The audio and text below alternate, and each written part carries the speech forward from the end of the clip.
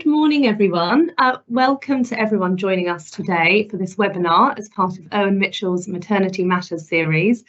We've had brilliant engagement with this webinar. We've got lots of people attending from all different organisations this morning, so thank you for making the time to join us. And a special thank you, of course, to Twins Trust. We are so delighted to be working together on this webinar today, alongside everything else we do together in partnership. And the timing is also great because it's Twins, Triplets and More Week. So today we have a number of fantastic speakers. I can't wait to hear from all of them. Shortly I'll hand over to Shauna Leven, who's CEO of Twins Trust, and Shauna will be speaking with Deborah Dillion from the Maternity Engagement Programme. We also have Pam Langford, Specialist Multiple Birth Midwife, followed by Anastasia, who's going to run through her lived experience, and then to Sarabi Nanda, who's a consultant in maternal and fetal medicine and Twins Trust trustee. And Geeta Nair from Owen Mitchell is then going to lead the Q&A and close today's session. So in terms of how I got involved with Twins Trust, just by way of some background, I've got twins. I've got two, this is actually a photo of my twins plus my eldest son, Harry. So my twins are 6, they're non-identical, and my eldest is 8. My husband, this is a photo of our first family together as a family, holiday together as a family of 5. So I was on maternity leave. I'm a member of Twins Trust and got fantastic support from them during my pregnancy. And I'm in my professional life, I'm also a lawyer, so specialise in medical negligence, and in particular represent babies, sadly, if they've suffered a neurological injury at the time of birth. So when I was on maternity leave, anyone who has twins on this call will know you spend a lot of time sitting around at home and feeding, all the rest of it. So I was reading Multiple Matters, the magazine that Twins Trust publishes, and I was hugely impressed when I started reading about the charity's maternity engagement programme. Now, you're going to be hearing more about the programme today, but in brief, it really supports hospitals to implement NICE guidance, setting out the care that parents of multiples ought to expect. And there are some really impressive statistics that go behind this programme. And it really seemed as though this was a charity who are directly influencing the level of care that parents are receiving in a positive way and saving babies' lives as a result. So when I got back from maternity leave, I made contact with the charity, and that really formed the basis of our partnership. So it's fair to say that Twins Trust has a close connection to me personally, but also in the context of the work we do at Owen Mitchell around patient safety and really improving outcomes. So we support the charity in a number of ways. This weekend, alongside everything else, we're sponsoring the Twins Trust walk in Virginia Water, so my children are coming along to that and hope to see some of you there, and we're hoping that's going to raise lots of money for this amazing charity. There are a couple of housekeeping points just before things get underway, and I'll hand over. So just important to note that the event is being recorded. A link will be circulated soon after today for everyone to watch, and do feel free to share that wider with colleagues if they couldn't make it today. If you do have any questions, please use the chat box, and we'll look to answer questions during the live Q&A session at the end, so do send them in. So over to our speakers. Shauna Leven is CEO of Twins Trust. Shauna has worked in senior management roles in the charity sector for more than 10 years. She's also a human rights lawyer, a successful campaigner and strategist, but in Shauna's words, her most important role is being mum to boy-girl twins. And Shauna is speaking alongside Deborah Dillion, and Deborah is a maternity engagement senior project coordinator at the Twins Trust, and Deborah joined the maternity engagement team back in 2017. And Deborah was involved in the running of the original project funded by the Department of Health and Social Care, and that ran until 2019. She then helped to develop the paid-for model, which the charity now uses to continue the work with units throughout the UK to increase adherence to the NICE guidelines for multiple pregnancies. So Deborah now manages the project and the team of midwives that helps Twins Trust carry out this vital work. So on that note, I am going to hand over to Shauna and to Deborah, and thank you. Thank you, Anita. We're very excited to be here today and to be partnering with Irwin Mitchell. We see our role as being an advocate for and a supporting force for our families and our wonderful multiples community, and we really appreciate the work that Anita and her team do to advocate for babies that unfortunately have suffered worse outcomes. So just a little bit more about me. I'm Shauna Leven. I joined Twins Trust just under 2 years ago. I've made a mental note not to include any hard numbers in my bio from now on, because I've been in this sector for more than 10 years now, unfortunately. Need to do a little rewrite there. But as Anita said, I have worked in nonprofit management, charity management in the UK, in Africa, in the United States, where I'm from. And I'm thrilled to be at Twins Trust now because I had boy-girl twins in 2018. And it's an organization that I also feel very personally passionate about and did so before I joined. Could I have the next slide, please, Ty? Wonderful. So many of you may have known us as TAMBA. We've actually been around for over 40 years now. We rebranded to Twins Trust, but we of course still serve triplets and higher order multiples as well. We're a UK-wide charity, so we have a presence in Scotland, Northern Ireland, and Wales, as well as in England. And we started as a real service-based organization, but we also see ourselves as a social change organization now that works to make the world a better place for our families. And a little bit more on that on the next slide, please. Thank you. So this is our theory of change. How we're going to change the world for the betterment of our families. We work to empower families to make the right decisions, and we do that through information, community, and support. And I'll say a little bit more on that in a moment.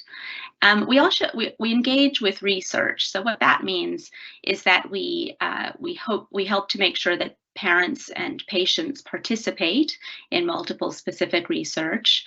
We work to steer the research agenda so that the issues that are the most important ones to our families are getting the attention that they deserve. And we work to make sure that research translates into outcomes so that it's not just research for research's sake, but that actually it's going to make a difference in families' lives. And then we also work for systemic change. So that means campaigning for change, both in the health policy world, so whether that's advocating for a new NICE guideline or for a change to an existing NICE guideline, but it also goes beyond health policy. At the moment, we're engaged in campaigning for better childcare benefits for multiples as part of an early years coalition that's working to secure some pledges from both parties before next year's election. And recently, we've had a success. We worked closely with Bliss to secure better pay and benefits for parents who have babies in neonatal care. So our systemic change work goes well beyond just health policy, and we really see ourselves as a campaigning force for change in the world. And hopefully that all adds up to a better world for our families. Can I have the next slide, please, Ty? Thank you. So a little bit more on the work we do with families. We have so much information that families can find now, primarily on our website, although of course it used to be kind of leaflets and handouts. But we are the source of anything you might want to know that's multiple related if you're expectant, but also as a healthcare professional. All of our research is underpinned by evidence or research. And it's intended to be very practical. So we have information that can help people have the best possible experience through their pregnancy, birth, and beyond, and also sadly for bereaved families. So if you're helping families, a good place to direct them for more information on some of the questions they might have is our website. We also facilitate community. So if you're expecting one baby, you can find people that have had a similar experience all over the place in your own family, through your own friend group. This, of course, is much harder for people that are expecting multiples because they occur less frequently in the population. And so what we do is we help to bring people together who have similar experiences. So whether you're having a straightforward die-die twin pregnancy, you can meet other people to talk about managing symptoms, or exercising during pregnancy, or even for our more complex and difficult cases, we facilitate community groups for people with certain conditions such as TTTS. And again, sadly, for bereaved families, we run online communities for people that have suffered single loss, multiple losses, that are pregnant following birth, following a bereavement, all sorts of areas. So again, it's a great way to help people help themselves by talking to and getting support from their peers. And finally, we support families where the other two things maybe aren't enough. So our targeted support includes working with families that are in a state of crisis. This service initially began with a very sad case where a woman gave birth to triplets and then died several days later. And the father, actually, I think one of the grandparents called us and said that the family needed help, and the service was born from that experience. So that's one kind of crisis that we may intervene in. But more recently, we've been working with families, for example, a triplet family in council housing that had a terrible mold problem over the winter, getting them moved, that sort of thing. So it's really kind of targeted, bespoke support for the worst case scenarios. And similarly, in the area of bereavement, we have a befriending program that's quite unique, where we try to match people who are bereaved with somebody who has lived through a similar experience to offer this sort of one-to-one support service. We also have what we call the professional referral service. This is primarily focused around educational needs. So we get a lot of queries around the time of school placements about twins being split up where the parents hadn't wanted them to be, or twins being not split up where the parents had wanted them to be, or twins needing special needs, or having special needs in terms of their education requirements. And again, we do kind of targeted bespoke advocacy for families that really need a bit of an extra hand figuring out the system. This also applies to psychological needs. So where somebody might need help getting a referral for a particular, PND or PTSD, that sort of thing. We help in those sorts of instances as well. So it's really targeted advocacy, and it's very bespoke. Could I have the next slide, please? Thank you. And so we also work with healthcare professionals. I won't talk too much about this because you will hear more about the Maternity Engagement Project from my colleague, Deborah. But we partner with hospitals, clinicians, and maternity units to ensure that everyone expecting multiples has access to the best care. Now, this takes all different forms. It may be a formal partnership, it may be a less formal partnership, but I think the message we want to get across is that we're here to help you. We have a lot of information that can help, help everybody deliver the best care, and that's ultimately what we're all here for. So please keep us in mind if you're looking for support to help your families. I'll skip over the Maternity Engagement Project, but we also run educational events for CPD credit, and we're moving towards a system where we offer a quarterly webinar and one in-person study day a year. I think this study day is going to be in late February of 2024. We ran these a lot before COVID, and then they took a break, and now we're kicking them back off again. So if you're interested in attending a study day, please sign up to our mailing list, and you'll get more information about that after the event. Can I have the next slide, please?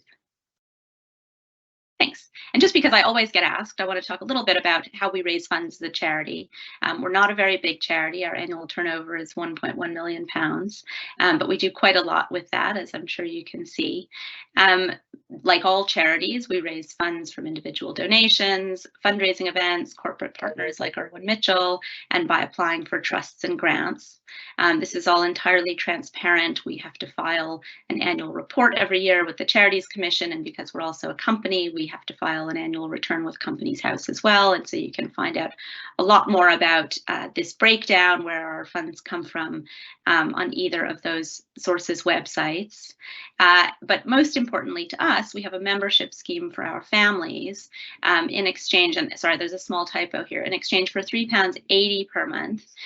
Members get access to discounts, resources, and a lot of our kind of community offerings, and we have over 18,000 members, and it's our main source of income, and we're so grateful to our community, and we are, without them we are nothing, and we really are here to support them and help them through their journey. So we're very proud of our membership scheme. And I think that's my last slide. So with that, I will hand over to Deborah. Thank you.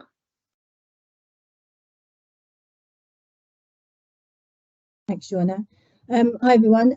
As mentioned before, my name's Debbie. I'm part of the Mat engagement team at Twins Trust.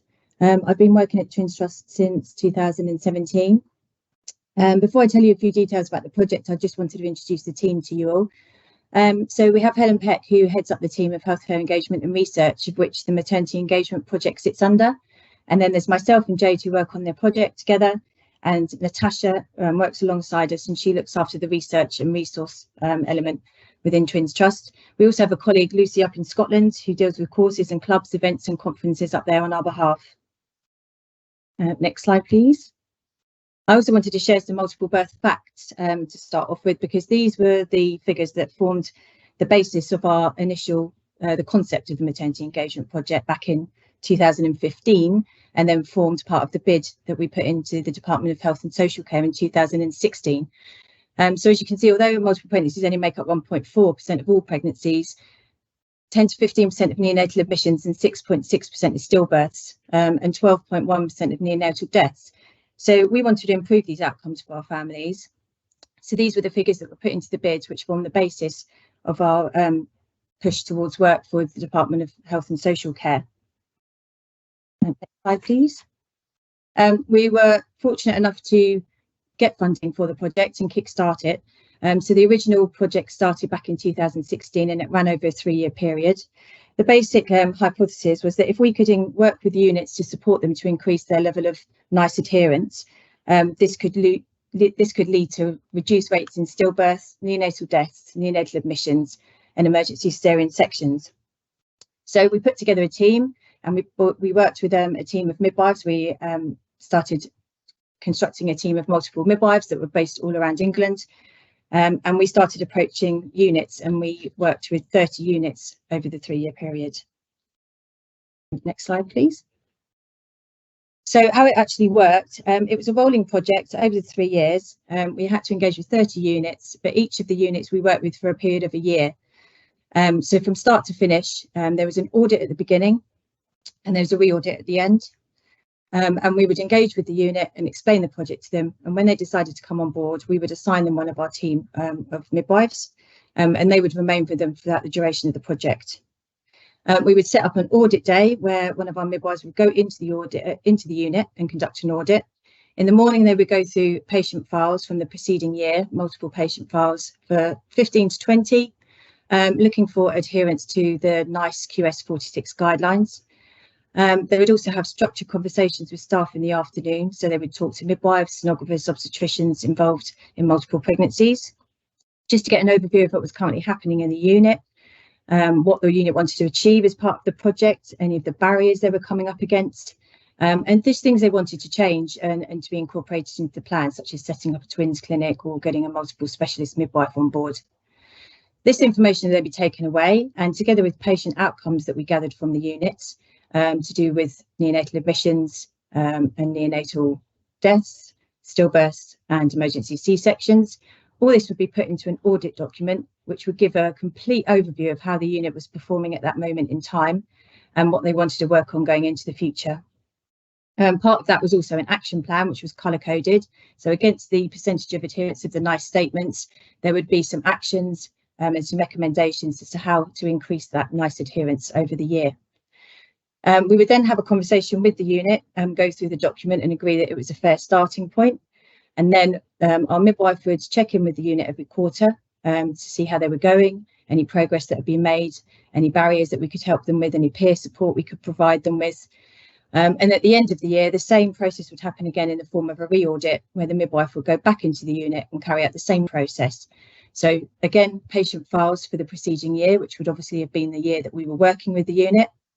We would gather the patient outcomes again and have the structured conversations again. And then we would create a final re-audit document, which would hold all of this information and would be a snapshot of the year with the unit. They'd be able to see their patient outcomes side by side from audit to re-audit, in comparison to national averages and in comparison to singleton pregnancies. They'd be able to see their increase in the NICE adherence per the NICE statements, the QS46 statements, and there would be an audit summary basically showing their progress and everything that had been achieved within that year. Then we'd have a final call with the unit and agree that that was a fair reflection of the year's progress. And then this document would be handed over to the unit for them to continue the good work going forward. And we found that a lot of units use this document to then instigate change, such as the business case for putting a twins clinic together, or adding to the case to getting multiple specialist midwife on board. Slide, please. At the end of the project, it needed to be externally evaluated, and we put a final report together. The report was released in February 19.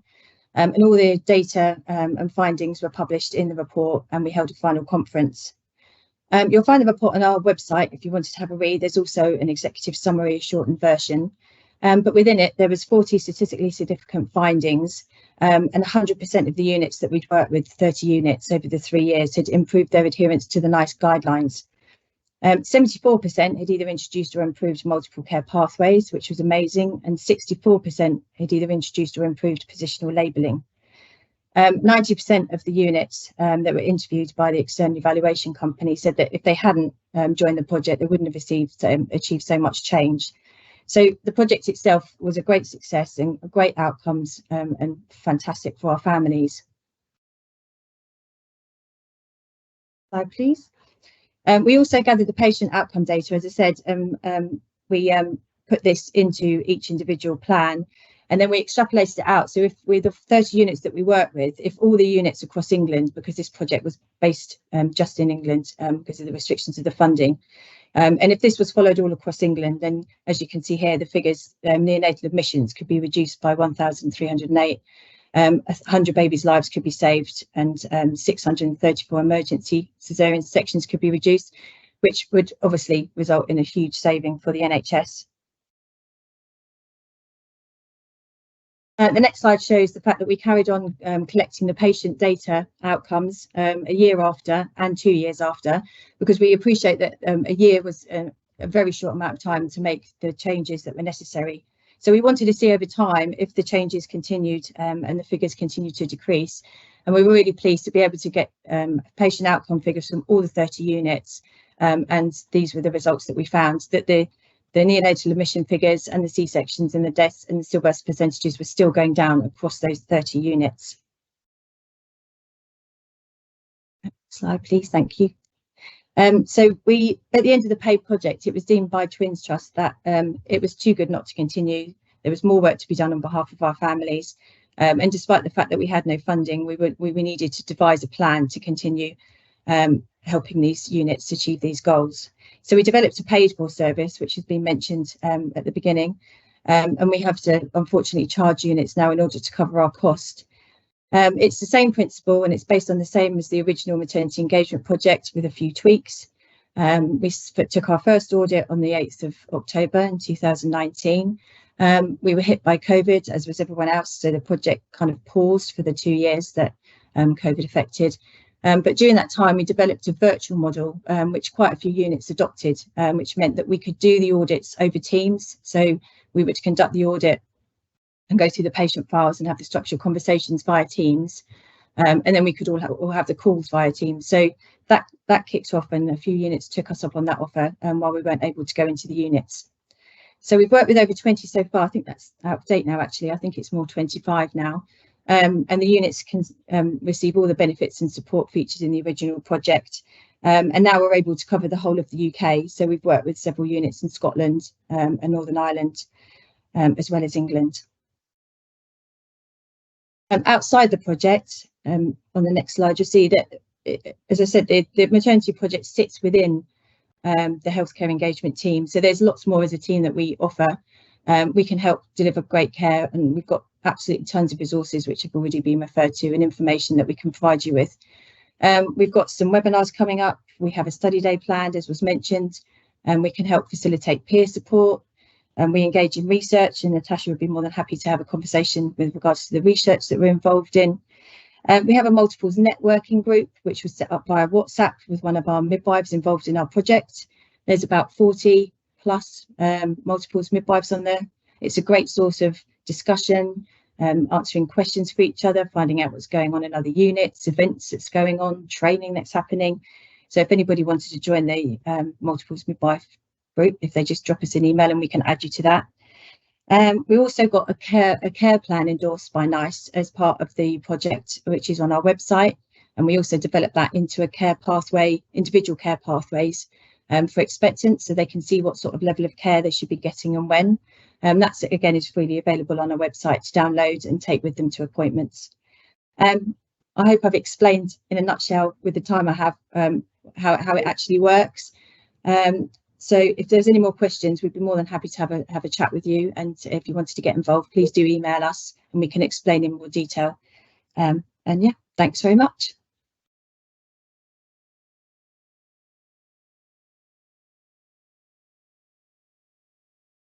Thank you. Thanks so much, Shauna, for opening that. And also to Deborah, it is fascinating, and I think, Shauna, it's right, the support you provide as a charity really is multifaceted. It goes into loads of different strands.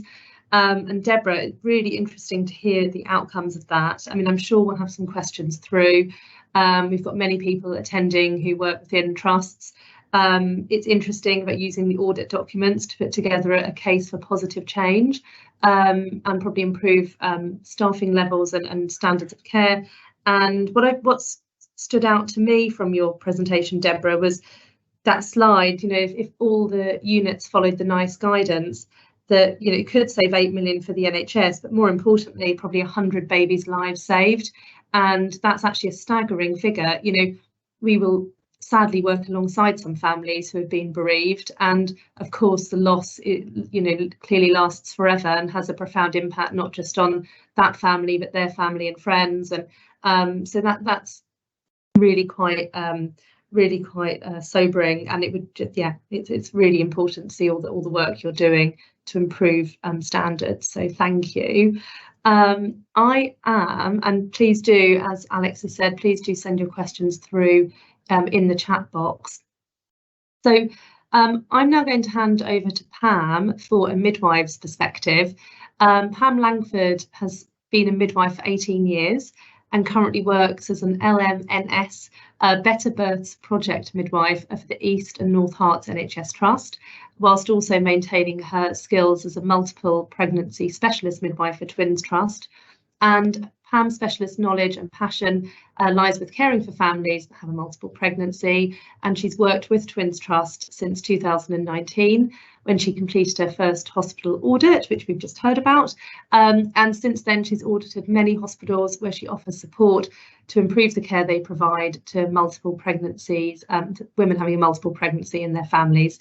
Pam has also impressively been awarded the Silver CMO, the Chief Midwifery Officer's Award for going above and beyond in maternity services, in particular the development and implementation of an enhanced multiple pregnancy pathway providing one-to-one care. So delighted to have you here, and I will hand over to Pam. Thank you.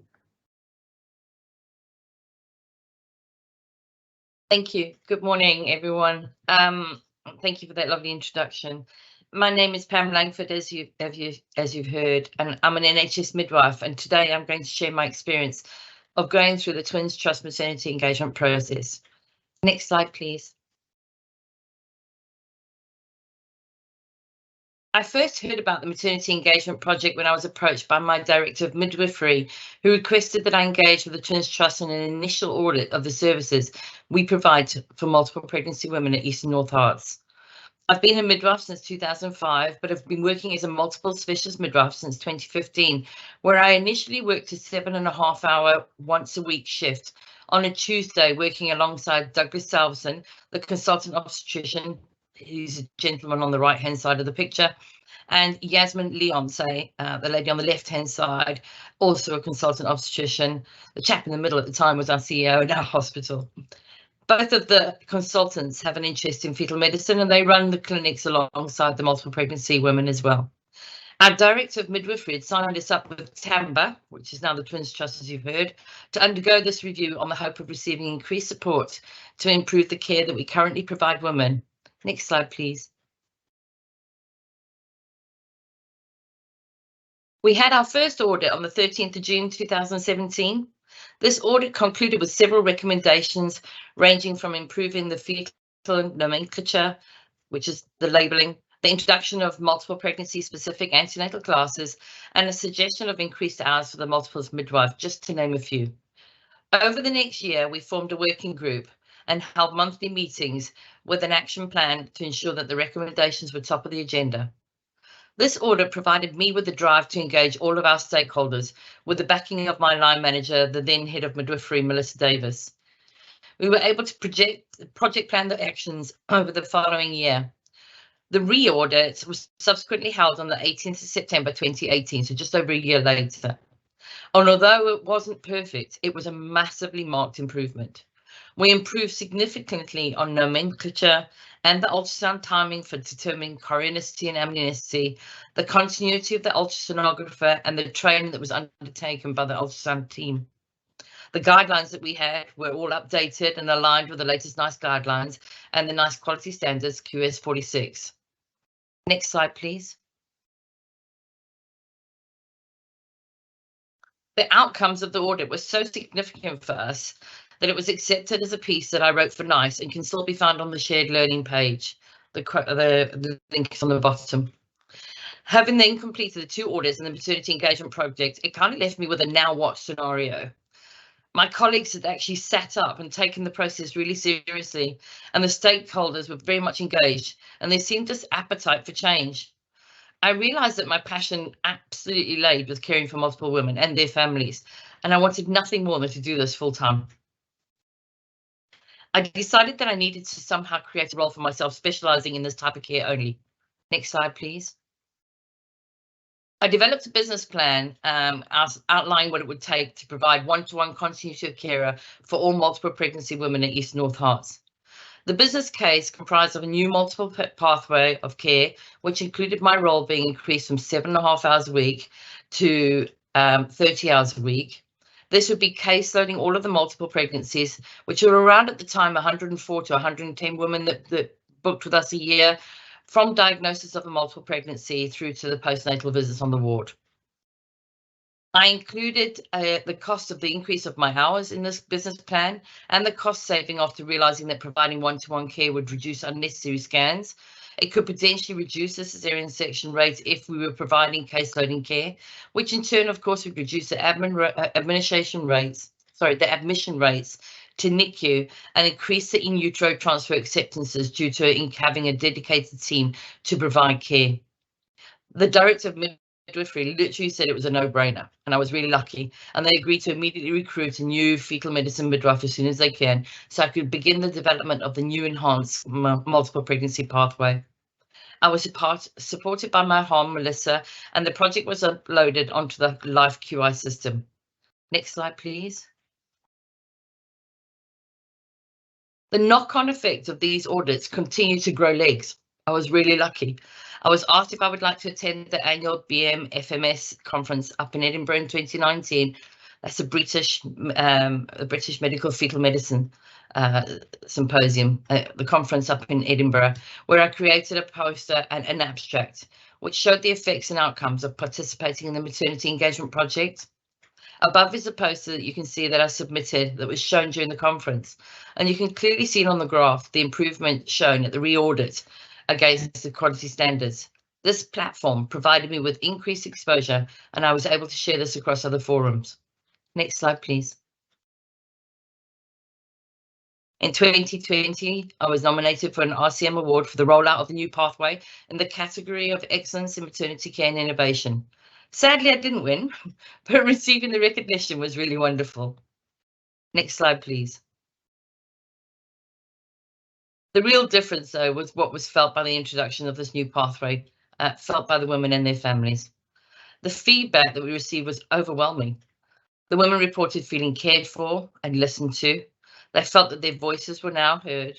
They had the opportunity to actively participate in developing their personalised care plans, as opposed to just being told what to expect due to this being a high-risk pregnancy. The 2 extended 1-hour appointments that I held as part of the normal antenatal appointments were received so positively. I could finally really get to understand these women and get to know what they needed, and every appointment really did count. I had time to discuss things over and above normal practice, like what mixed feeding options could mean to the family, or how the fathers could support them in labour, how to care for their babies. I provided every woman with a colostrum harvesting pack. I took them on a personal tour of the NICU, the delivery suite and the theatre. I introduced them to neonatal staff, which helped familiarise themselves and their families on what to expect in case they had an admission there, where to park and where to bring with them on the day. And these things seem trivial, but they're really important to families as it reduces their stress. The safety of the mothers and babies were, of course, paramount. However, the birth experience is also really important to women. The women were asking for a more midwife-led approach to a very high-risk pregnancy. So we were able to offer things like water births for the first presenting twin with telemetry and auscultation, and more mobile type births, which resulted in a higher birth satisfaction score on surveys. An increase was also seen in our breastfeeding rates, and our vaginal birth rate increased with a reduction in our NICU admissions. There was a huge reduction in the emergency cesarean section rate for the second twin.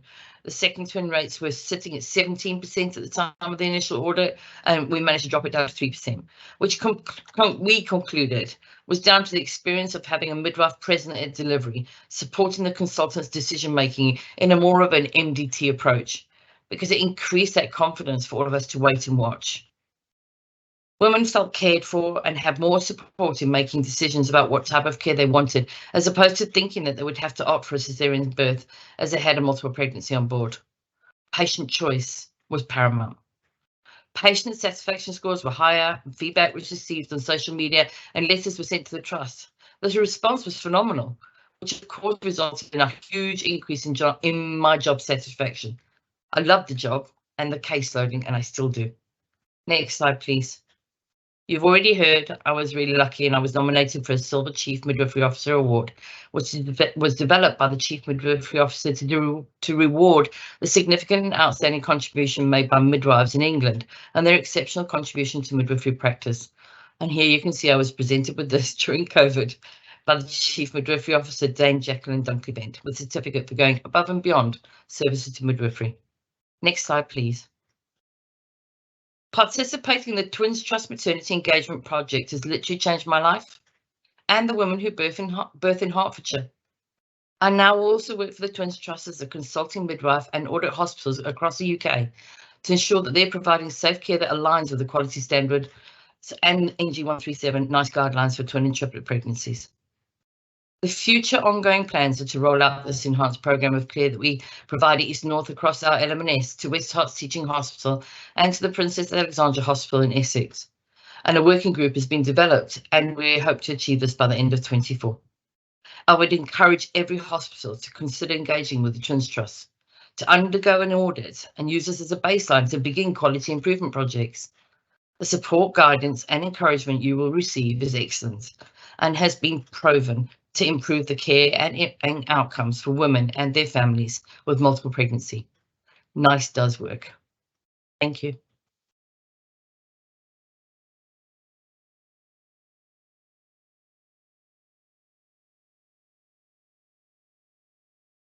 Thank you. Thanks, Pam. Fascinating and loads of information in those slides too. I have a couple of questions. What do you sort of badge as sort of what's the main reason? I know we're going to have a Q&A at the end, but just whilst you're on, Pam, we're talking about it. Yep. Why do you think it's been such a big success? Is it having the additional resource? Is it more than that? Is it buy-in by senior figures within the trust? I'd be really interested to know more about that. That's exactly it. You've nailed it. It's buy-in. It needs to be seen as a really important improvement to be able to specialise specifically with multiples. They aren't just another pregnancy. they have that really high risk but also high need of higher level care, an enhanced type of care, and if we're going to keep these women safe, they need to also have that balance of not just high risk pregnancy but also good experience in their maternity journey as well, and the buy-in needs to come in from the top.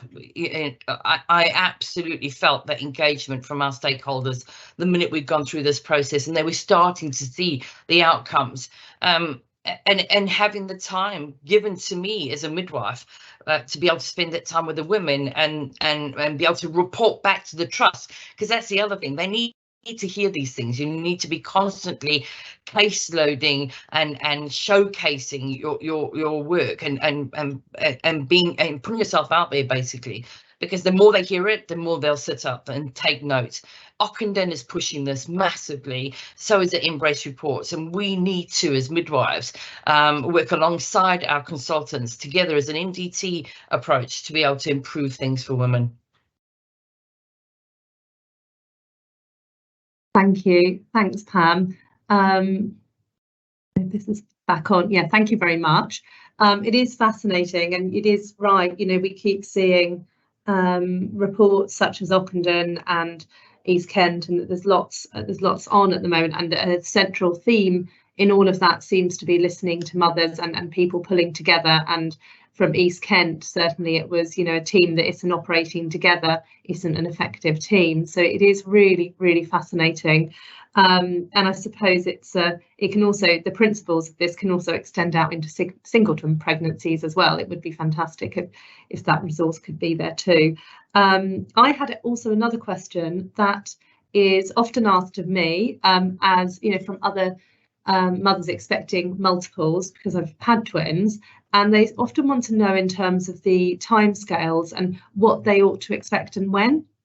So in terms of discussing mode of delivery, you covered that in your presentation, and they often want to know at what point ought they to expect that conversation to take place, and obviously informed consent is extremely important. So it'd be really helpful, just before we move on, just to understand from you, Pam, what would be expected in relation to that.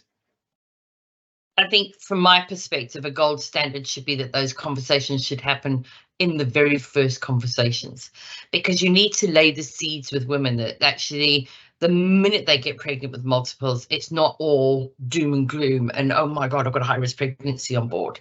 It's about saying to them, you've got a pregnancy that we will have to give you specialised care for. We're going to enhance your care.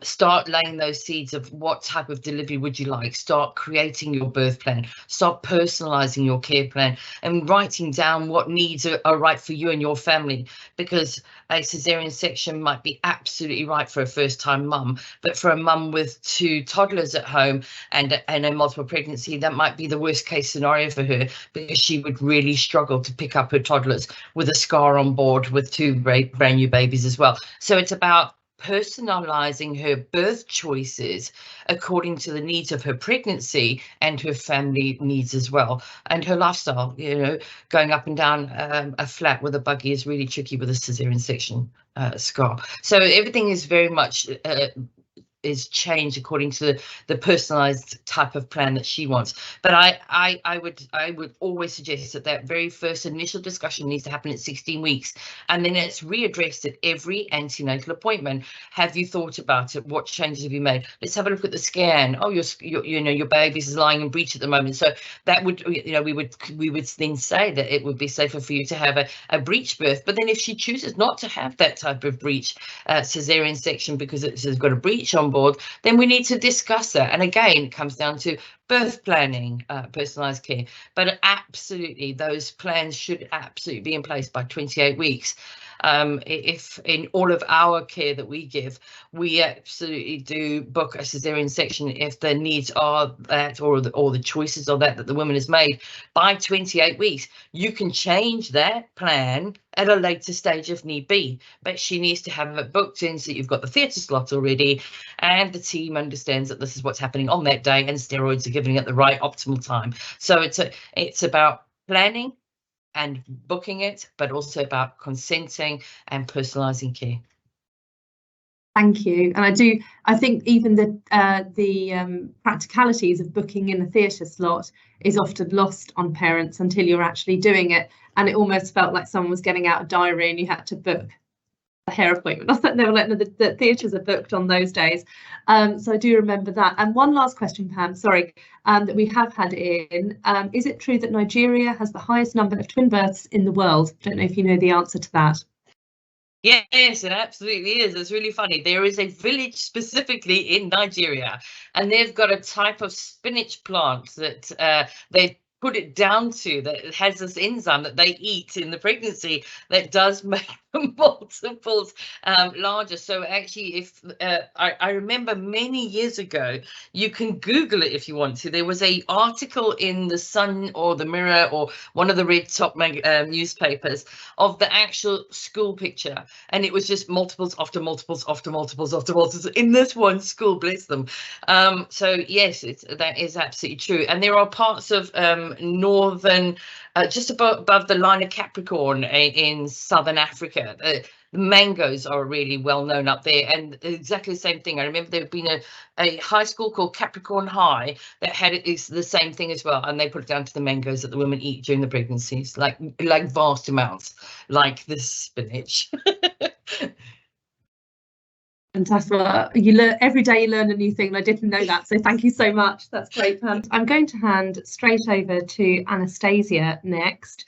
Anastasia is a mother of 6-year-old twin girls. She works in London as a senior director of product for the CFA Institute, and has very kindly agreed to come along today and talk through her lived experience through pregnancy, delivery and beyond with Athena and Artemis, her twins. So without further ado, I'm going to hand over to Anastasia. Thank you. Hi everyone, thanks for having me. It's such a pleasure to be able to have this opportunity to talk about my life. Usually you talk about work in Teams meetings, so it's really nice to be able to talk about this and hopefully help everyone on this webinar understand what it's like from a parent's perspective and from I guess a baby's perspective, if I can be an advocate for my infant babies when they were young. So these are my daughters, Athena and Artemis. They're 6 now. They had interesting entry into this world, and so I'm going to talk about that now. If you can go to the next slide, please, Hayes. So I was really shocked to find out that I was pregnant with twins, as a lot of us are. I was trying to get pregnant, but I wasn't trying to get pregnant with twins. Of course, I'm now eternally grateful for having multiples, but at the time, where I'm originally from, pregnancy is very much a very medicalized experience. And so I'm originally from Greece, and there, the moment you get pregnant, you immediately have blood tests to confirm your pregnancy, and then you immediately book in an early scan. I was living here in the UK, and I was shocked to find out that my first scan wouldn't be until 12 weeks. So I immediately actually booked a private scan early in the pregnancy, which most of people wouldn't really have the benefit of having. So I can't even imagine finding out that I was pregnant with twins until the end of my first semester. So I found out, I have a video that I won't play for you because there's a lot of swearing, in which I find out that I'm pregnant with twins. And every person I've spoken to who is a parent of twins has told me that in that first scan, they always tell you, let me look for a third, because they always need to double check that there aren't more babies hiding in there.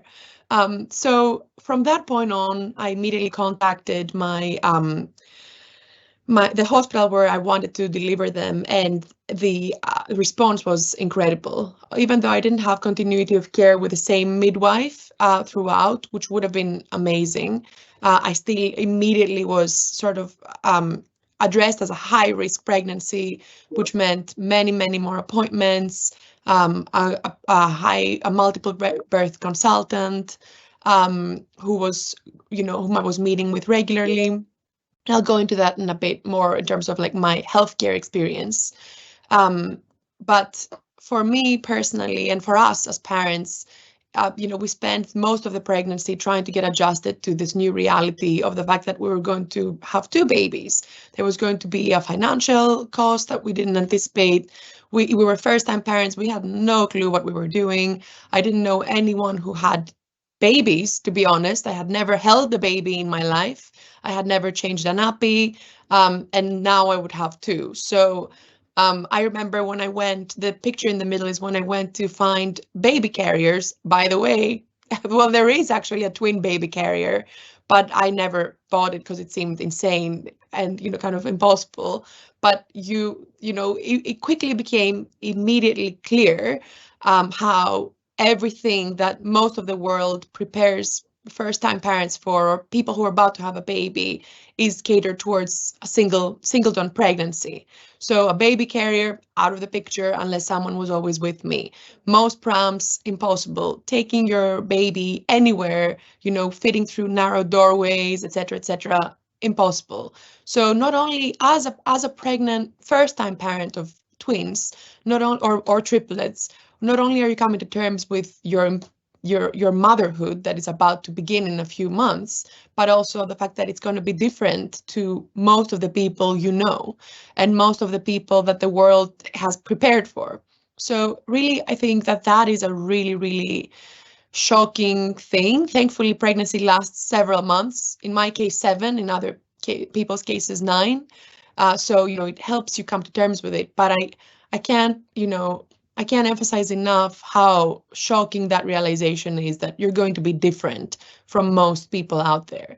I remember that the first thing I did when I found out I was pregnant with twins was go home and YouTube breastfeeding twins. I don't know why I did that.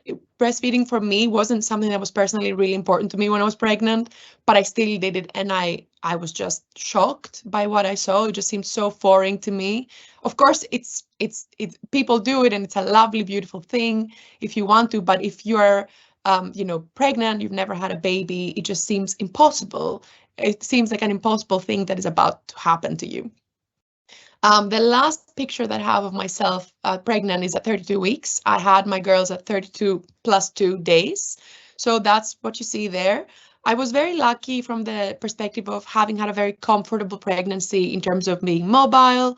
I was able to do all the things that I enjoyed doing before.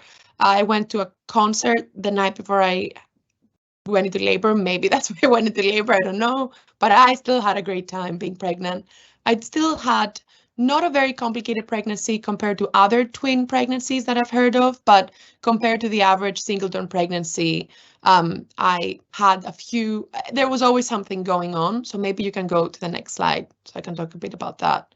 So as I said, the moment I let my trust know that I was pregnant with twins, they immediately put me on the pathway for a high-risk multiple birth pregnancy. I was having more growth scans. They invited me in for some blood tests because I told them that I used to be anemic. I was really very looked after from the beginning. It was difficult seeing a different midwife every time. But the consultant whom I saw was the same person, and she was amazing. She was an expert at multiple births. She made it seem like a very natural thing, not something crazy that was happening to me that I wouldn't know how to cope with. And that was just so important. I've started having unexplained bleeding at the end of the first trimester that only just continued on and off throughout the pregnancy. No one really ever knew why it was happening, but it made me go for even more scans. I also had anterior placentas, so both of my placentas were anterior, so I couldn't really feel my babies move until much later into the pregnancy, which was very weird and very difficult. I knew that there were 2 of them in there, but I didn't really know where they were, and I was hoping that they were well. So I was always showing up at the maternity unit at the local hospital asking for a reassurance scan, and they were always giving it to me. And I have to say that saying that I had twins, I was pregnant with twins, definitely got more attention. Everyone in my local trust really approached it like a higher risk pregnancy and really looked after me. There was never a point throughout my experience where I felt like I wasn't looked after. which is why we discovered pretty early on that I had gestational diabetes because of one of the growth scans for one of my daughters, which led to more growth scans, and then an additional consultant who was an endocrinologist obstetrician who was also monitoring me from a diabetes perspective. I have to say, for me, it was amazing having this level of care. I felt like everyone was on top of things. There were constant follow-ups. I can see, though, how for someone else it would have been a really terrifying experience, not really knowing, why am I seeing so many different doctors? Why am I seeing so many different midwives? Why do I need to have all these different scans? So I think that from a mental health perspective, I don't think that there was enough care for any mother who was going through this, or enough anticipation of the level of stress that it could have been causing. Eventually, I also started being extremely itchy, by which they suspected had to do with, the bile levels, etc., cholestasis. But I never got to the point where my labs were showing that I could be diagnosed with it, because then I went into early labor. So by the time that I was still working, I was in a meeting at work and I just felt not quite right and went into the hospital. I was having contractions on and off. I wasn't in pain, but I was having regular contractions. And this was at 32 weeks.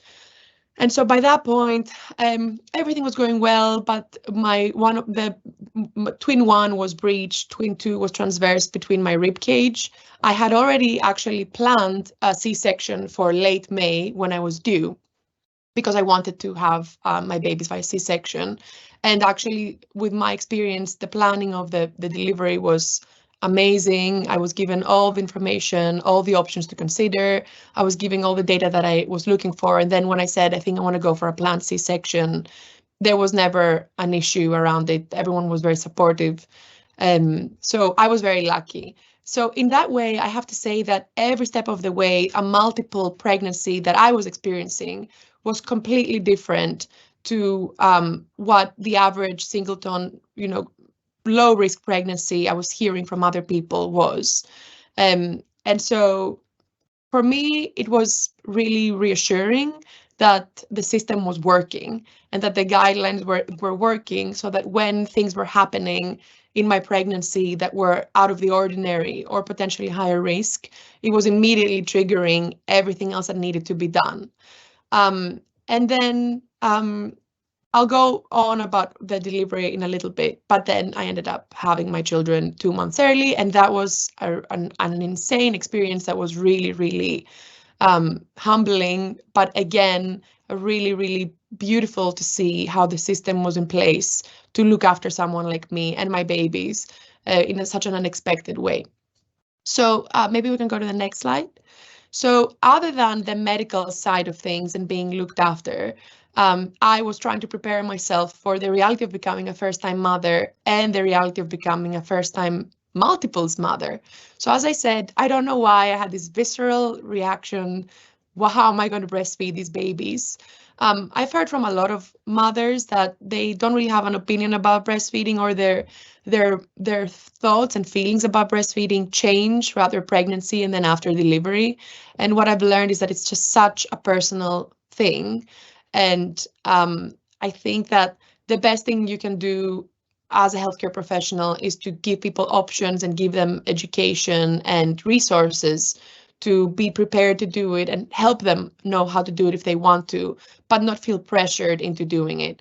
And thankfully, with the breastfeeding, I attended a breastfeeding twins workshop. I can't remember if it was planned by TAMBA or co-organized by then TAMBA, now Twins Trust, but it was really, really informative. And the best thing about it actually was that I got to meet twin parents. Immediately, we created a WhatsApp group. We were able to talk to each other, and we kept going for a while, actually, after our babies were born. I immediately found then TAMBA, now Twins Trust, online, and I think I read every single word on the website, during my pregnancy multiple times, as well as booklets, leaflets, anything that was produced. It was amazing having this kind of organized resource. And, I read every single story I could find. every single, sorry, I think someone joined. So every single story I could find, every single, testimonial, every single resource that I could find preparing for it. I also read every book I could find generally on twins and multiple births, both about the pregnancy, the birth, and then the experience afterwards, which is a whole other chapter that I think you're so focused on how you're going to get through the pregnancy and how you're going to get through the delivery that you don't even really think about how it's going to go after you bring your babies home.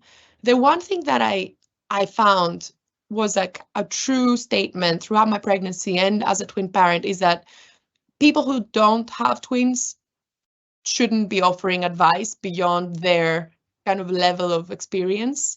And I learned that the hard way, but I tell everyone who's pregnant with multiples, fine, listen to people, but only to a certain extent. So I was reading books about how I could actually make sure that I was going to have my babies at home and actually cope with a schedule for them. How would I make sure that they ate or slept more or less at the same time?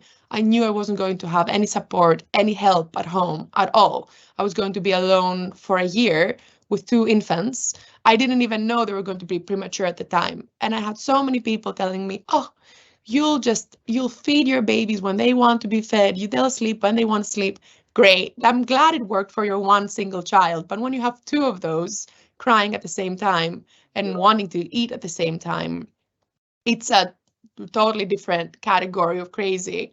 And so what I learned was, fine, take what you want to take from other people's advice, but try to find the people who've been through as close to an experience as what you've been through and listen to those testimonials because they're the ones that are closer to what you're about to experience.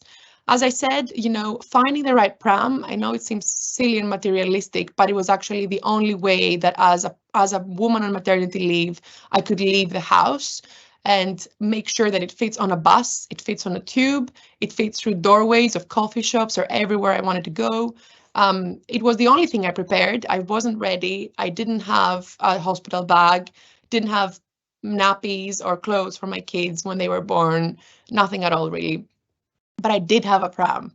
And I have to say that it is the number one thing that twin parents always look around for and look for testimonials. And then, as I said, joining WhatsApp groups. Our hospital had, a hospital was giving a tour of the NICU unit, which I would definitely recommend for healthcare professionals letting parents who are pregnant with multiples to do.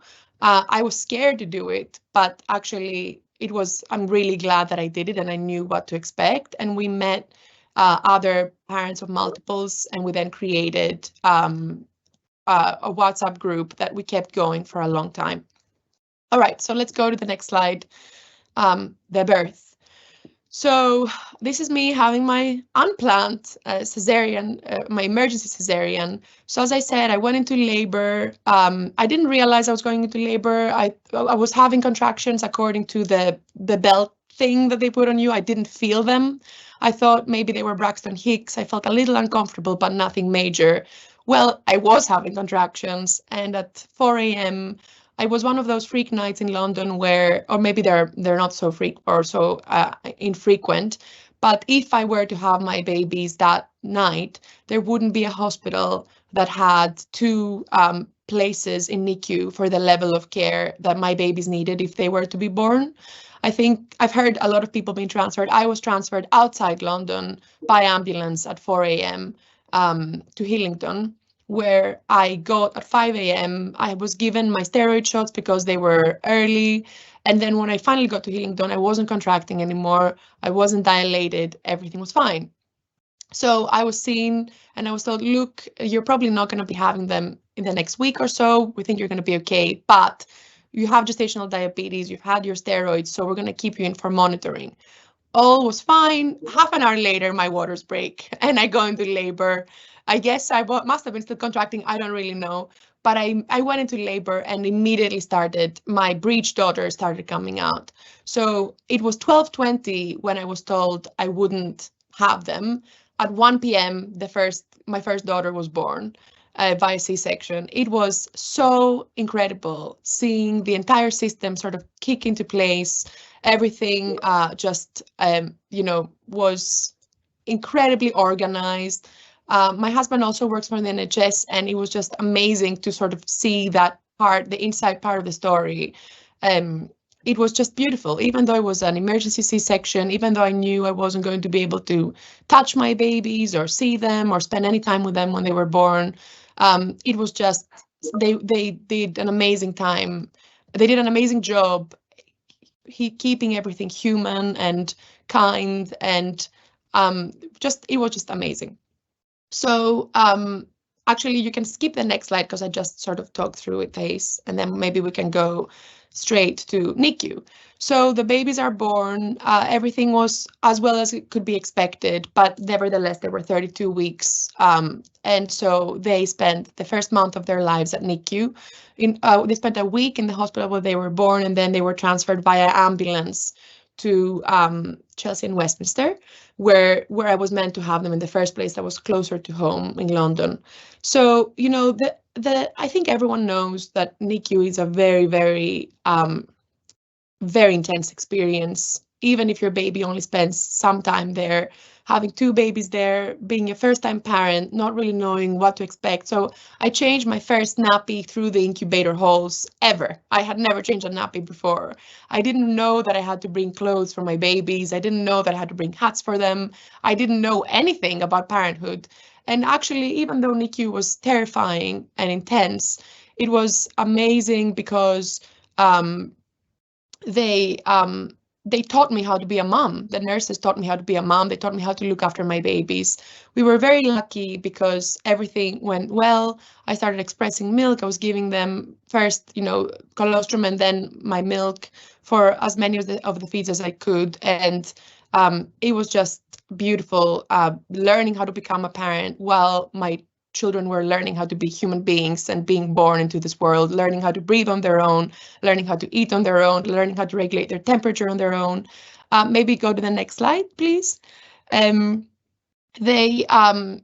know, it was crazy, I think, realizing that I couldn't really hold both my children on my own without multiple nurses coming in and helping carry the tubes at the same time, you know, doing skin to skin, all those things. I think we're extremely lucky in the UK where kangaroo care is encouraged, and spending a lot of time with your babies in NICU, if possible, is encouraged, because in a lot of other countries that I've spoken to twin parents who have premature babies, it's not encouraged, and you only have visiting hours for an hour a day.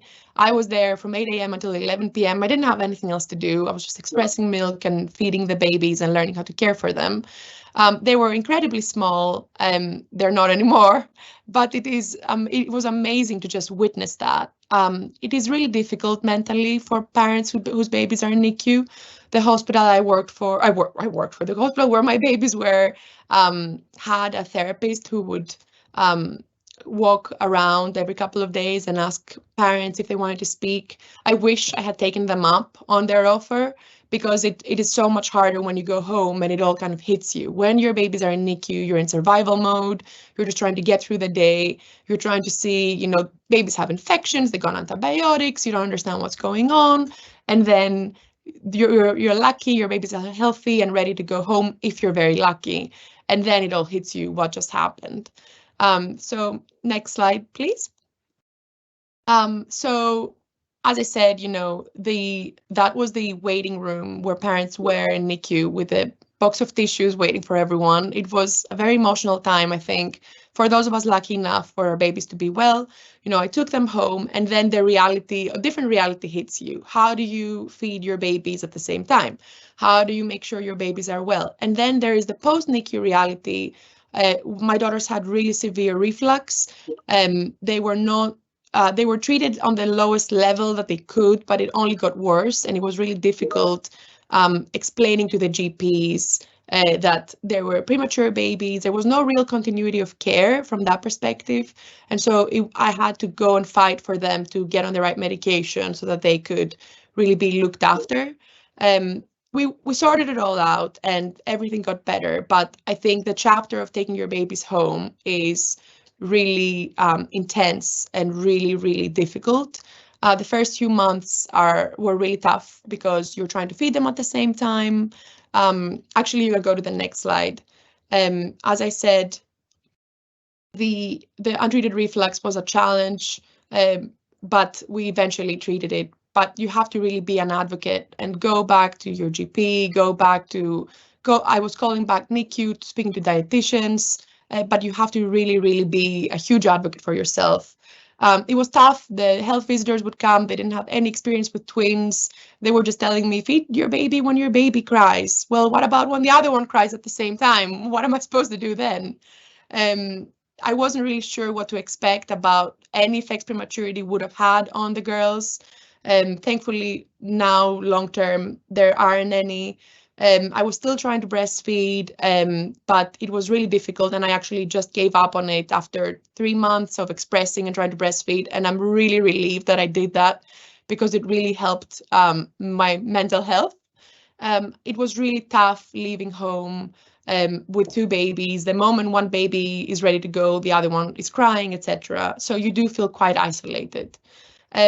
And finally, that was my experience. All in all, once your baby started eating proper food and things start looking up, I think. Babies sleep more, they get on the same schedule, and longer term, it's just an incredible experience having 2 kids that are experiencing things at the same time.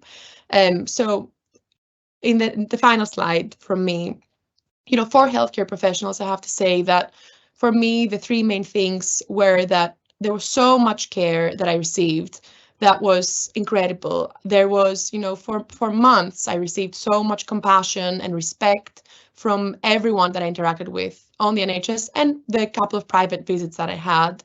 I'm so grateful because I know that the high risk of the pregnancy was always, identified, always, addressed the right way. And it was just such a feeling of safety that I don't think I could have felt anywhere else. People's expertise, I think, should not be underestimated or underplayed. Everyone that I spoke to I wish I had a specialist multiples midwife. I think it would have been amazing. Everyone that I spoke to who was a specialist in multiples, it was just incredibly reassuring. And then finally, organizations like Twins Trust, multiples groups, hospital multiples groups, everything were just a lifesaver and still are to this date. We're still in touch with all the parents who we started being in touch with when we were, when we were pregnant with twins. And it's just an amazing community of people that can help you through all the challenges of having multiples and the joys of having multiples as well.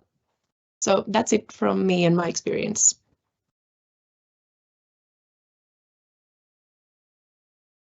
Thank you. Thanks, Anastasia.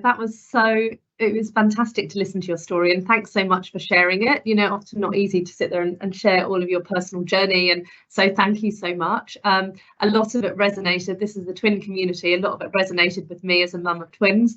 I also didn't know I was in labour and got an Uber at 3 o'clock in the morning with just my handbag. And yeah, that was a shock to me. And I think it's also the overwhelm of coming home with 2 little babies. And I remember bringing them home and then having a 2-year-old and thinking, oh my goodness, this is a lot of little people to look after. So yeah, I think finding that wider support is key. And that's obviously where organisations such as Twins Trust come in and have that network and lots of different strands of the support they offer. So thank you so much. And if anyone does have questions for Anastasia, please do put them through on the chat. And we can pick those up at the end. But now I'm going to hand over to Dr. Sarabi Nanda.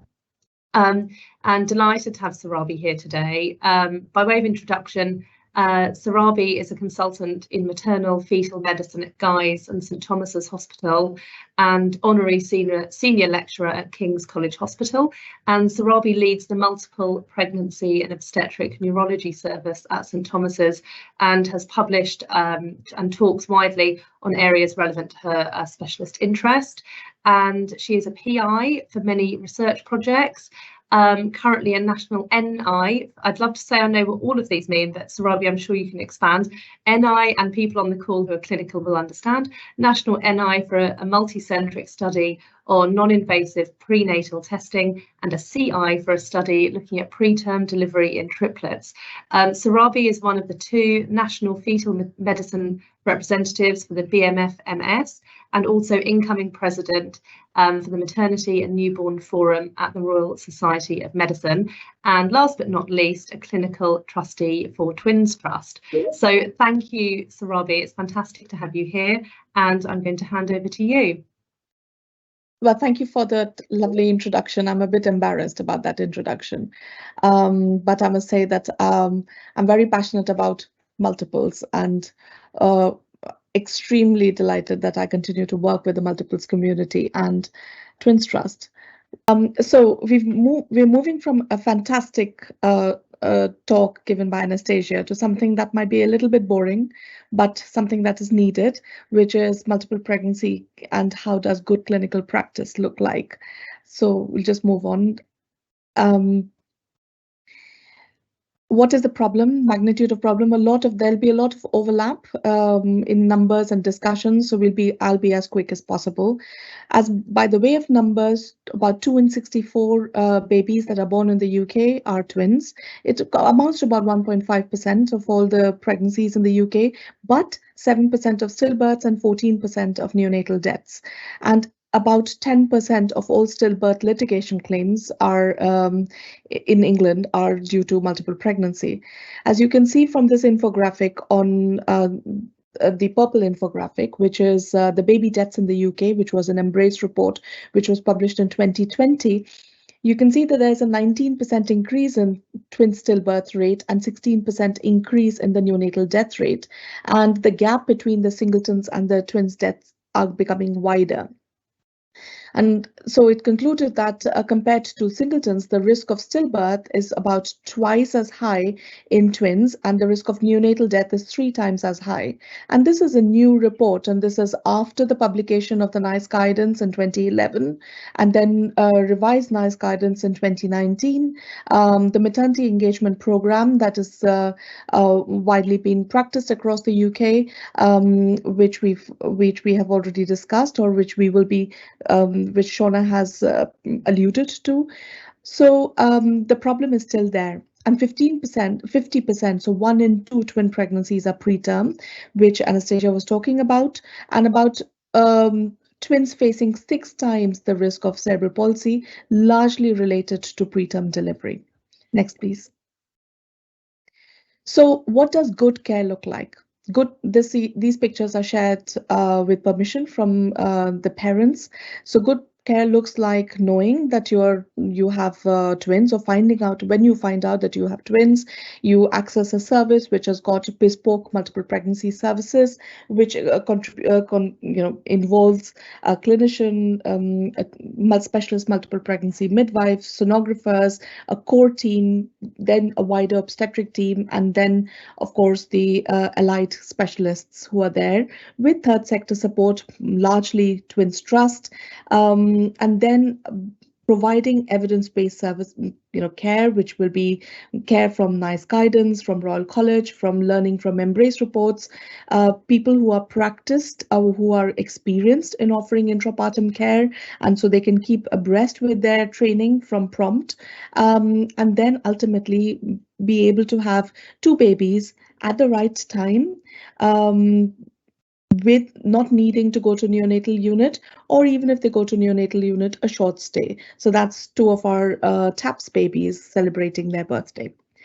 And in addition to that, we identifying the magnitude of problems. So if you're embarking on the journey of getting pregnant, knowing fully well that having an embryo transfer can increase the chance of multiple pregnancy. Now, as you get further on with age, advanced maternal age increases the risk of spontaneous twinning.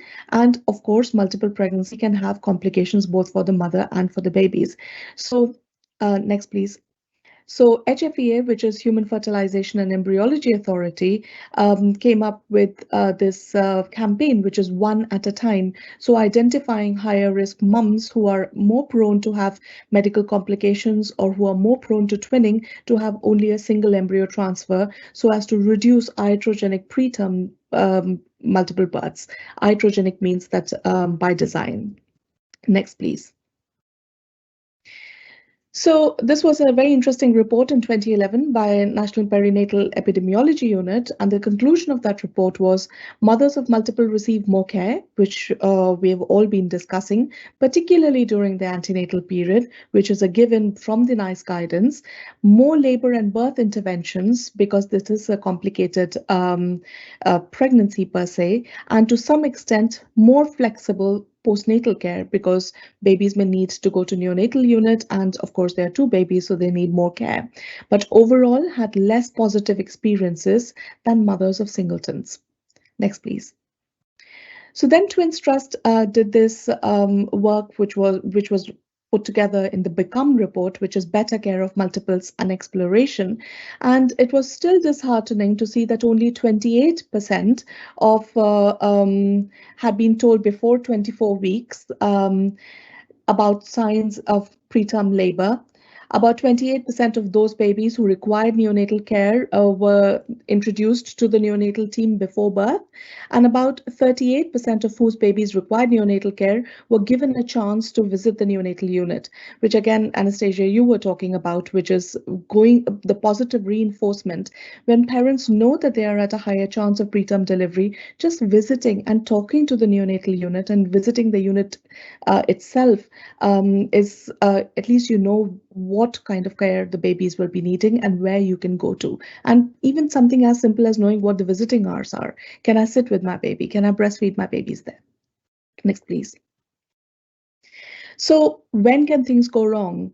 So when things go wrong, there's multiple charities, multiple third sector support, which can provide help and improve the experience of various complications of multiple pregnancy.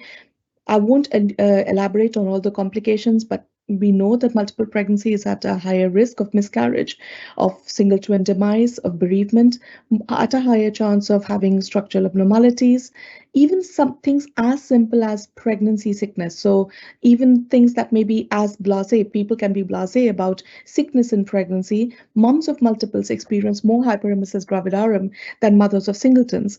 And a recent survey done from King's College London shows that 1 in 4 women with severe hyperemesis have either contemplating terminating the whole pregnancy, and about 10% of those who were contemplating termination were even contemplating suicide. Next, please.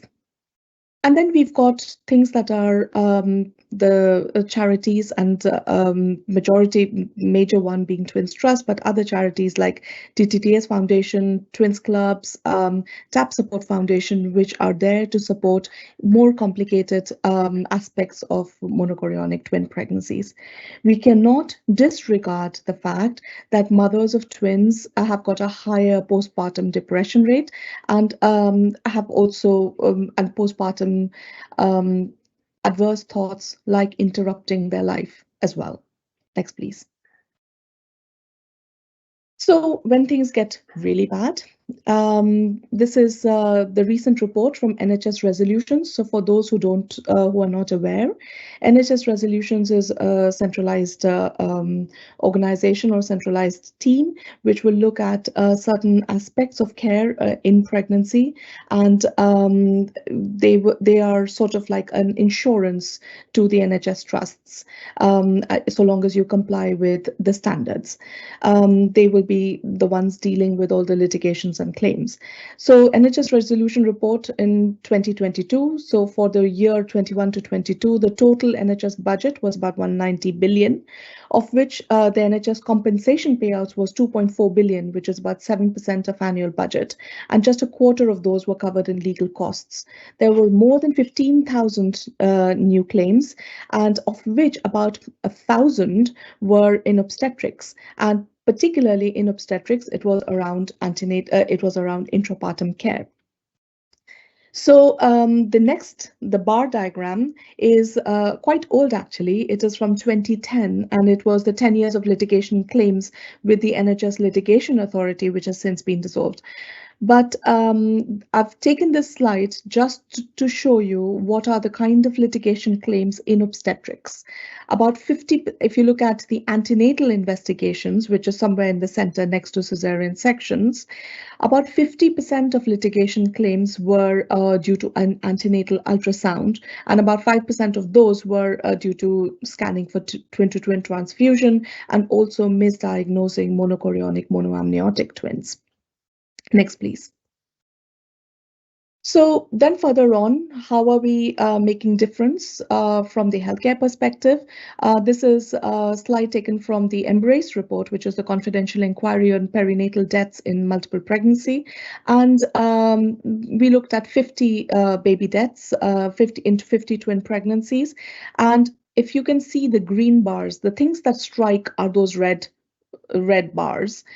About 54% care in the babies and 64% in the mothers. Those are poor care. So that is care which is appalling, which shouldn't have happened. And where if things were changed, it would have affected the outcome, both in the babies and in the mothers. Next, please. So the largest reason for in the multiple pregnancies, the commonest reason for litigation claims, and I know I'm going on and on about claims, but you have to have some sort of measurement to say, well, it's good care, reducing stillbirths, good experience for the mothers, and also no catastrophic endpoints. And so this is all the litigation claims in the recent years that have happened in multiple pregnancy. There are multiple figures, as you can see, things from 24 million to 13 billion, and most of them are because of cerebral palsy or intrapartum causes, which is in delivery causes of the brain injury for second twin. Next, please. The largest litigation claim in the NHS history is of 37 million, which was a set of twin pregnancies and a set of locked twins and significant neurodevelopmental delay of the second twin. So Embrace then, next please. Embrace then came up with their findings, which is in just over half of pregnancies, improvements in care would have made an outcome for the baby. In more than 2/3 of pregnancies, improvements in care would have made a difference in the outcome to the mother. Next, please. So how can we get it right? Now, these are some real-time vignettes that have been taken from the Embrace report. The first one is a 26-year-old lady who was diagnosed as MCDA twins at 13 weeks gestation. The sonographer, the locum sonographer, relabeled them as MCMA twins at 16 weeks as unable to see the intertwin membrane. The patient then reattended at 19 weeks for anomaly scan, and it was found to have intrauterine demise for both twins. And that is because we have missed twin-to-twin transfusion at 16 weeks when the sonographer saw. The next one, a 33-year-old primate, which is in her first pregnancy, presented for induction of labor for DCTA twins at 38 weeks. There was difficulty in monitoring fetal hearts in early labor and needed confirmation by multiple ultrasounds by a junior doctor who wasn't very adept in ultrasound scans for twins and hadn't looked at the report of the labeling of twins in the previous scan reports. And at handover, a portable ultrasound by a consultant who was called in because the midwife could not look at the fetal heart confirmed bradycardia. By the time they went for a category 1 cesarean section, which is like less than 15 minutes, they found that the back wall of the uterus, the posterior uterine wall, had ruptured, and both the babies were actually in the abdomen, and there was severe hypoxic damage or severe cerebral palsy for both babies. One baby died and one baby survived. And of course, so these are the babies, or such is the scenario that can lead to, that is clearly seen as substandard care and also has led to litigations. Next, please. So just a very quick tour of how to get it right. It starts with making sure that they are labeled properly, that identified properly. So if you've got a thick intertwin membrane, which is the first picture, then you know that these are dichorionic twins. If it is a thin intertwin membrane, then these are monochorionic twins, which is identical twins. If you can't see a membrane at all, and it usually happens if there's a late splitting of embryos, then they are monochorionic monoamniotic twins. And then later in gestation, if there's the embryo takes a while to split, about 2 weeks or more, then these can form conjoined twins. Next, please. So how will you confirm the chorionicity and amnionicity, and why is this important? So if you've got the T sign, where I've shown for the monochorionic twins, it's a thin intertwin membrane, and that and when you've got a lambda sign, it is the dichorionic twins. It is important when you've identified structural abnormalities in one baby but not in the other, when you're going to do an invasive testing like to test for genetics to make sure that you know whether there's any sharing of genetic material, and of course you want to plan their antenatal care accordingly. Next, please. So it's very important to label the twins properly, particularly when you are thinking about any complicated twin pregnancy. Say, for example, if there's sorry, that's my cat in the background. If there's any complicated monochorionic twins like twin-to-twin transfusion or structural abnormalities, but also if you are thinking about later when you have to think about selective reductions, or in the case that I've just mentioned, which is about delivery of twins. So the twin that is closest to the amniotic sac of the twin that is closest to the cervix in the first trimester is usually labeled as twin A. And of course, you want to strive for consistent labeling throughout the pregnancy. Many of our units would change the colors, so you'll have black and white for one baby and then you'll change to sepia. For example, my unit, we changed to sepia for twin 2, and of course you will always label it as twin 1 and twin 2. You will have lateral and vertical orientation, so you will have right or left or upper or down. Next, please. And sometimes you can have a combination, but the best way to explain is to be as descriptive as possible. So a classic example of systematic labeling will be twin A, mother's right, whether it's a boy or girl, placenta anterior high. In terms of monochorionic twins, our sonographers will always look at cord insertions and whether it is presenting or not. And of course, if it is bigger or smaller, you will write that in addition to writing the discordance, which is subtracting it's bigger minus smaller divided by the bigger twin, and it's expressed as percentage. Next, please. So, do you screen twins? Of course, you screen for chromosomal abnormalities. You use combined screening, which is the nucleotranslucency and the biochemistry, which is beta-HCG and PAPE for dichorionics. And for monochorionics, you will use the NT alone. You can do quadruple screening, but it will give you a pregnancy-specific risk, which means that it is not going to give you separate risks for separate babies. And of course, in vanishing twins, which can happen in a proportion of twin pregnancies, where they start as twins, but then you can either see just a fetal pole and then it disappears, or you can just see an empty sac. You will have to decipher whether there was a measurable fetal pole in the early pregnancy. If there is, then you will use just the NT and not the biochemistry. Next, please. What about non-invasive prenatal testing? So at the moment, the FASP recommendation, which is Fetal Anomaly Screening Program recommendation, is to provide contingent approach to NIPT. So for example, if you've got screening results between 1 in 2 to 1 in 150, you would offer them NIPT. But of course, when you've got very high risk, which is 1 in 2 to 1 in 10, you will refer them to fetal medicine unit. And this is if the twins do not have any problems. If you find a very discordant nuchal translucencies, if you find regurgitation in the heart or a heart, discrepancy in fluids right from the start, then you will refer them to fetal medicine unit. In vanishing twins, you can do an IPT, but it is usually recommended to do at least 10 weeks after the demise. There's a higher failure rate in dichorionic twins, and the detection rate is slightly lower. It's a caveat, and the caveat is that with the current methods that are used, it is a slightly lower detection rate compared to monochorionic twins. But as the technology is improving, the dichorionic twin detection rate will get better. Thank you. Next slide, please.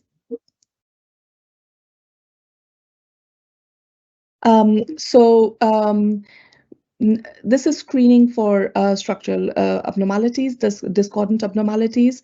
It's about 1 in 25 for dichorionic twins and 1 in 15 for monochorionic twins. It is always recommended to do a detailed anatomy scan for any sort of twin pregnancies, and that is because we know that structural defects are slightly higher in twin pregnancies and more in monochorionic than in dichorionic twins, and we should give at least 45 minutes for an anomaly scan. We do not recommend universal cervical screening, although we know that there's a higher chance of preterm delivery, and that is because that's a different can of worms. It is about what kind of investigations or what kind of interventions would you do in preterm if there's somebody who's incidentally found to be at a higher chance of preterm delivery. If somebody has had a previous higher risk for preterm delivery, then of course you will do cervical screening. Next, please. So we'll move on to the next one, please, in the interest of time. I've just mentioned this here, selective termination and feticide. There has been a litigation around this where the twins haven't been labeled properly, and particularly if you've got somebody with a baby with Down syndrome, for example, the dichorionic twins, which has got trisomy 21.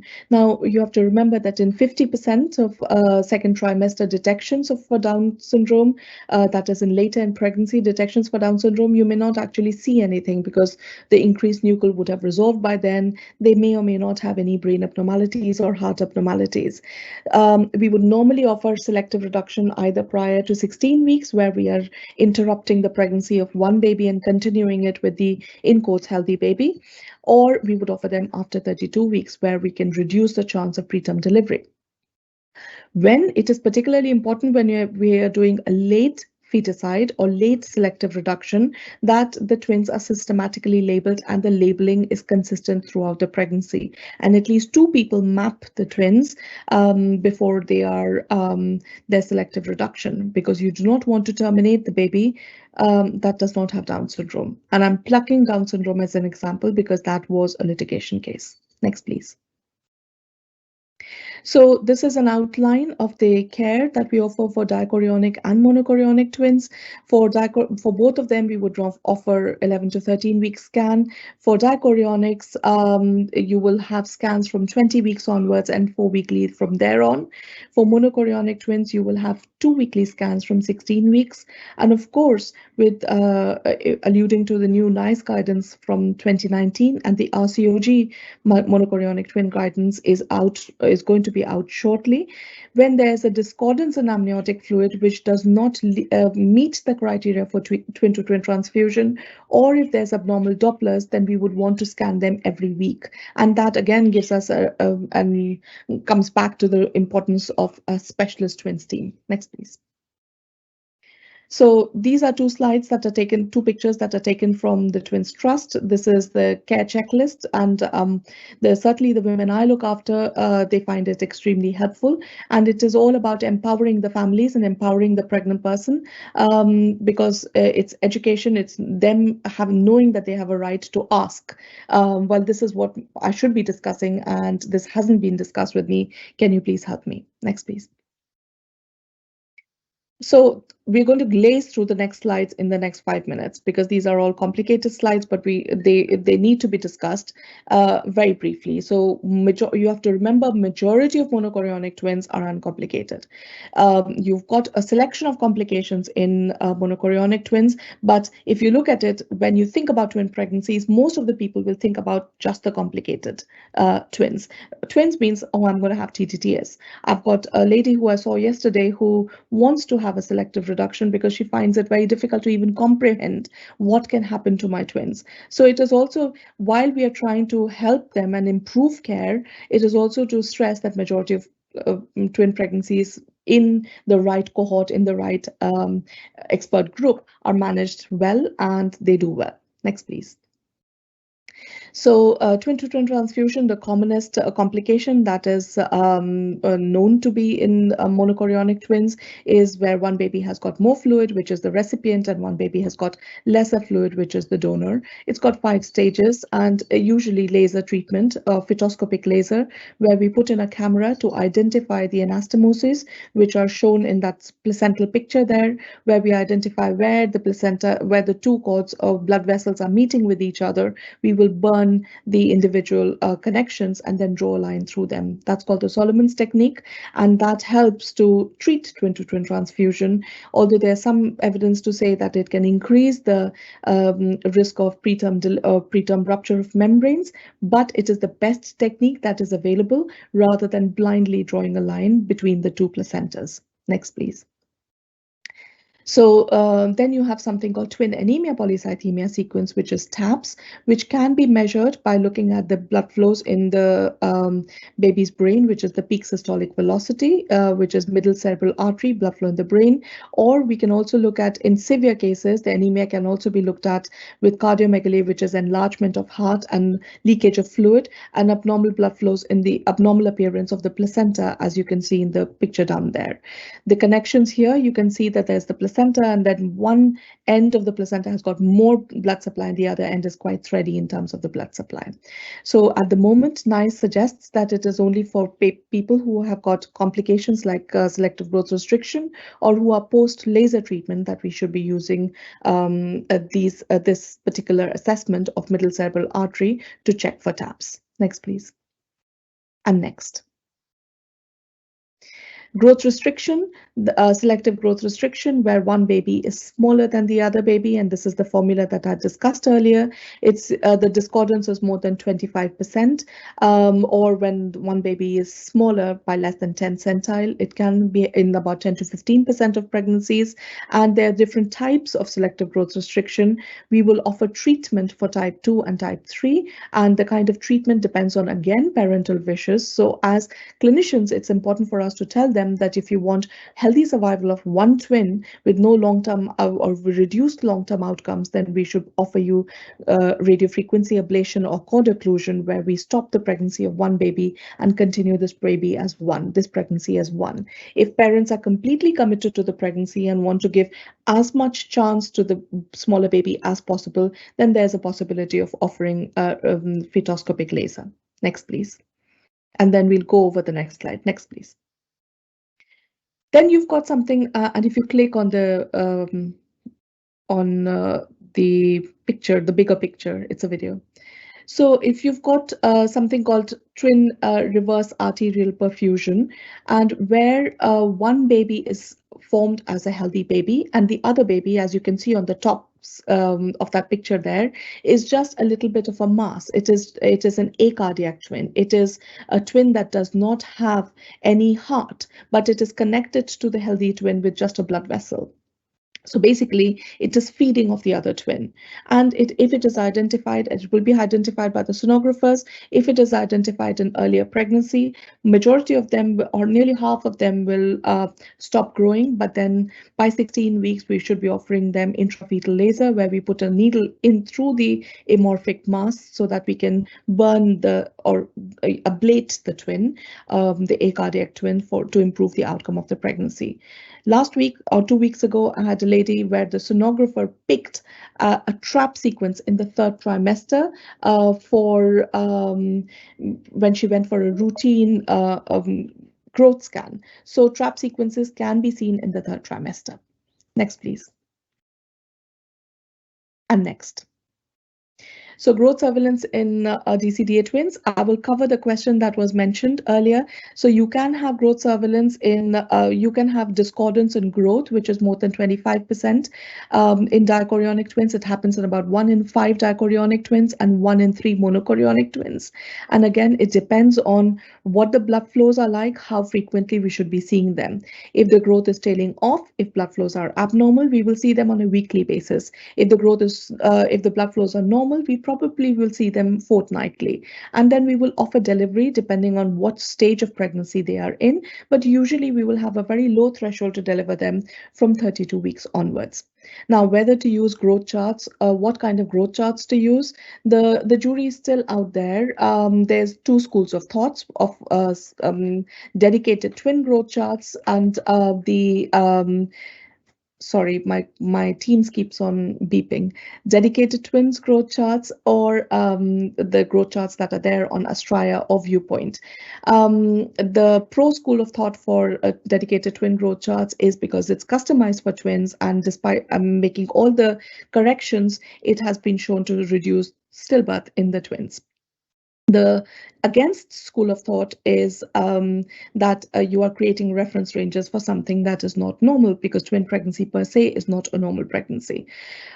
So whatever, till there is consensus, there's no universal consensus, but till there is consensus, the important thing is to compare like for like and use charts. Whatever charts you're using, use the charts and compare like for like, because you want to make sure that you're plotting it right and you're making sure that you're comparing it with the previous scan. Next, please. Shauna, I think, has covered the maternity engagement program, so I won't go into it, but it's vital in providing, in looking at adherence for quality standard 46, which is alluded to here, to provide good antenatal care. Next, please. So when to deliver, DCDA twins deliver at 37 weeks, MCDA twins deliver at 36 weeks, MCMA twins deliver between 32 to 33 plus 6 weeks. Triplets are usually delivered by 35 weeks, but you have to remember majority of triplets will have preterm delivery. Next, please.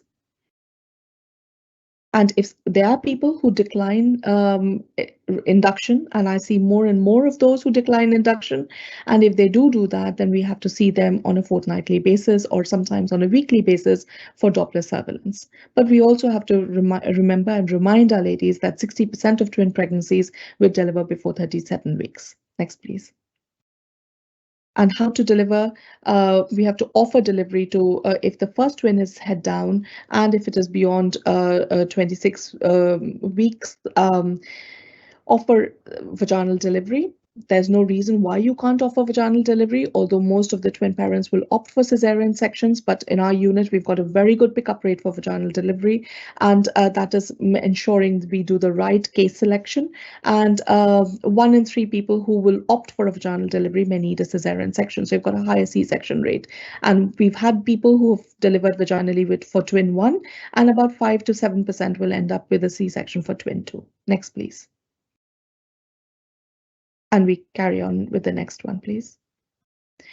So you'll just have to press. Okay, so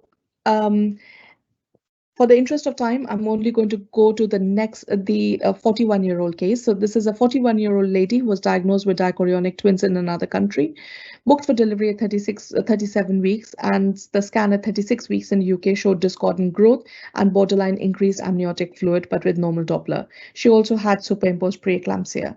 There was difficulty in interpreting fetal heart in labor. There was prolonged bradycardia, which is low heart rate, needing a category 1 cesarean section. And she was found to have acute intrapartum demise of 1 baby. Placental histology showed acute twin-to-twin transfusion, and this was a monochorionic twin pregnancy. So in labor, both the CTGs appeared to be of only 1 twin on retrospective review. So this is a case that is picked from the Embrace report. So if somebody is a late transfer of care, unless and until you have seen the images, treat the pregnancy as monochorionic twins and watch the CTG, or which is the monitoring of the baby like a hawk. Next one, please. just keep on pressing yes, next. So this is an infographic just to show that there's multiple teams that are needed in delivery of monochorion of any sort of twin pregnancy. You have a woman with a partner, with an anesthetist, with a couple of midwives, with a CTG which is specific for twins, with an ultrasound scan which again needs to be made sure that you're picking and both the babies and you are comparing it with the last report. You have the 2 resuscitators with the neonatal team, with the resuscitator pack, with a plastic bag if it is preterm, delivery packs, making sure that you've got the forceps and the one-twos if it is needed. You make sure that you've told the higher teams, the midwifery practice leader, the consultant, and theaters. All of them are aware. Some people will deliver the twins in theaters and make sure that there's a delivery pack to ensure that there is all the medications that are needed for PPH, which is postpartum hemorrhage. We will offer delayed cord clamping for most of our twin pregnancies. Next, please. So this is very quickly to say that there's a higher chance of postpartum hemorrhage, and so you have to identify the ones that are there and have a low threshold to offer treatment. Next, please. So the last couple of slides, I think this is the last slide, which is where are we at? So this was a very quick whistle-stop tour of how we can learn from our adverse events, whether it is risk incidents, whether it is root cause analysis reports, whether it is the litigations or embrace reports. It's all about shared learning. Any case that has got a bad outcome, we involve the parents in it. We involve there's something called PMRT, which is perinatal mortality review tool. We involve the parents and get them to give us questions and share their views. There's the National Maternity and Perinatal Audit, which has covered multiple pregnancies, and of course you've got the Maternity Incentive Scheme, which I've shown you, which is the NHS resolutions. There is Saving Life Care Bundle version 3, which unfortunately does not have multiple pregnancy. We would have loved to see a new element which shows multiple pregnancy, but also we know that there's ongoing work with Twins Trust, with NICE, and with Embrace, and the new RCOG guidance coming up. It's all joint teamwork and educating as many people and as many families as possible so that we can get a better outcome for our multiples. Thank you. Thank you so much, Surabhi, for that really informative talk. From a clinician's perspective, it's so vital to know the potential risks and what good care looks like so we can work together to reduce serious injuries or death. So thank you so much. That was a really fantastic whistle-stop tour. I'd like to move on to the Q&A session now, please. I'll try and deal with as many of the questions as possible, but if you could please include your name and email when submitting a question. If we don't get a chance to answer it, we can respond directly after the event. The first question that's come through is, I think this could be addressed to Pam and Surabhi. Pam's unfortunately had to leave to go to another meeting. So Surabhi, if I could come to you. What are the benefits for women having a multiple pregnancy midwife? Oh, Pam is there. Both antenatal, is she still there? I think she's dropped off. I'm so sorry. I did drop off, and then the meeting that I went to hadn't actually started, so I popped back in. I'm sorry. Oh, fantastic. Thank you, Pam. So I can address it to you first quickly then. What are the benefits for women having a multiple pregnancy midwife, both antenatally to address potential risks and during the delivery? So for me, I think the most important part of it is coordination of the actual care, because the multiple pregnancy midwife will pick these women up really early on. It's often that they'll get a call in the antenatal clinic at the booking clinic to say, oh, we found a multiple, or they get a text message from a colleague who's seen a woman in community. So it's at that very early stage, and then once they meet these women really early, hear from them, then they can then start arranging clinics and scan appointments and things like that. So that introduces that really safe program of coordinated care at a very early stage. ensuring all the scans are made on time, that they're attending, and then address all the issues that they might have that would be a barrier for them attending care. So I think that's a real bonus. And then the nice thing is that midwives have multiple pregnancy midwives usually have a more flexible approach because their time is a bit more free for them. So we're able to do extended appointments, and then what happens is then you can have your consultants do their scans or see them in appointments, and then the multiple pregnancy midwife can take them outside and do the other parts that are really important, is like having longer appointments about discussing breastfeeding or bottle feeding or sterilizers or what type of buggy or the other tiny bits and pieces that are actually really important to these women. How am I going to navigate looking after my toddler whilst I've got these 2 babies at home? How I'm going to feed these babies in between this? How am I going to do the school run? It's all those other questions that are really, really important. So I think having somebody coordinating the care and being present to answer those questions, and then also, if possible, to do a case study like I did, so they can follow these women throughout their journey all the way through from that booking appointment to the end, and be present at deliveries if possible, and then catching up with them on the postnatal ward and doing a one-to-one handover to a community midwife at the end is I think is a gold standard, really. Thank you, Pam. The benefits are really very clear. Sarabi, I don't know if you have anything you wanted to add to that. No, I just want to echo what Pam has just said. It's in real time. It's and in bigger units, it's quite difficult to do case loading. But even if we can do intrapartum case loading and postnatal, but even if we can offer cohesive antenatal care, and if needed, bereavement care when you've got single twin demise or you've got both twin demise, then at least they've got a familiar face. That's very important. We do twin classes, and I must say I don't attend all of the twin sessions, but I will try and pop in for the last 5 minutes or last 10 minutes and answer sort of the consultant kind of questions, medical questions. But yeah, it's teamwork. Fantastic, thank you. Our next question is one about the Twins Trust itself and the valuable help you provide. The question that's been posted is, what resources does the Twins Trust have to support families, and where can they be accessed? Shauna, if I could direct that question to you, please. Sure. So the best place to start would be our website. We have information on pretty much every scenario you can imagine. So Pam mentioned a few things, what do I do if I have a toddler at home? How do I feed? There's nothing we haven't come across. And so if you can't find something written about it, you can certainly get help through our helpline, Twin Line, and you can learn about it in one of our courses. And I think Anastasia said something about anxiety throughout the pregnancy and through neonatal. We do have an early pregnancy course for people that maybe have just found out they are expecting twins or multiples and still aren't quite sure what to do with that news, but need to learn more, but are a bit uncomfortable with it. So we have a whole range of courses.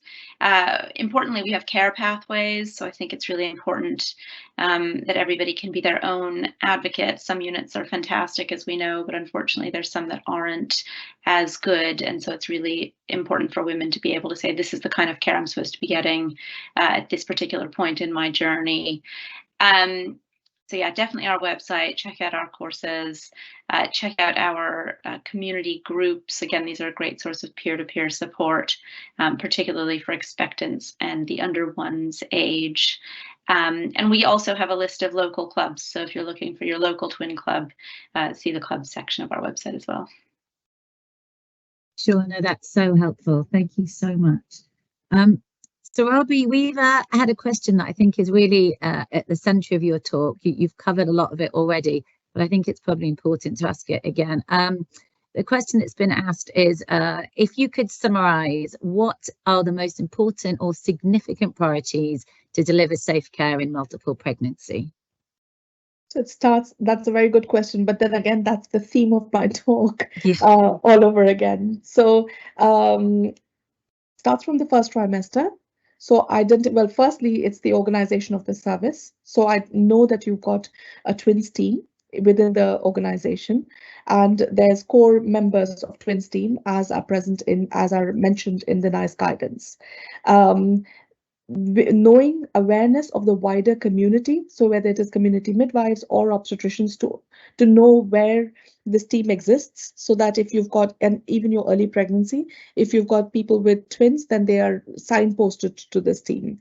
Making sure that you adhere to the guidance. So you've, there will be protocols within each department to say, well, twins clinic dichorionic runs on a, say, for example, Thursday morning. Monochorionics runs in fetal medicine on a Thursday morning. So knowing your local protocol, which should be updated and in line with the NICE or the RCOG guidance. Understanding that advertising or being aware of the support that is offered. So whether it is from the twins midwives, whether it is wider support, say for example, you've got diabetes team, you've got hypertension team. I've not covered your medical complications in multiple pregnancy, but you've got a higher incidence of medical complications. So and working together with PREM team, which is preterm labor team, and of course signposting with Twins Trust. Making sure that there's a plan in place about how you want the antenatal care to be by about 16 weeks. And delivery discussions have started around 28 weeks, but confirmed by 32 weeks. So that if they go into preterm labor, then everyone is not gobsmacked as to how to deliver. Being informed takes away half of the anxiety, even if things don't go to plan. Thank you so much, Sarabi. I couldn't agree more. Information and informed consent is so vital.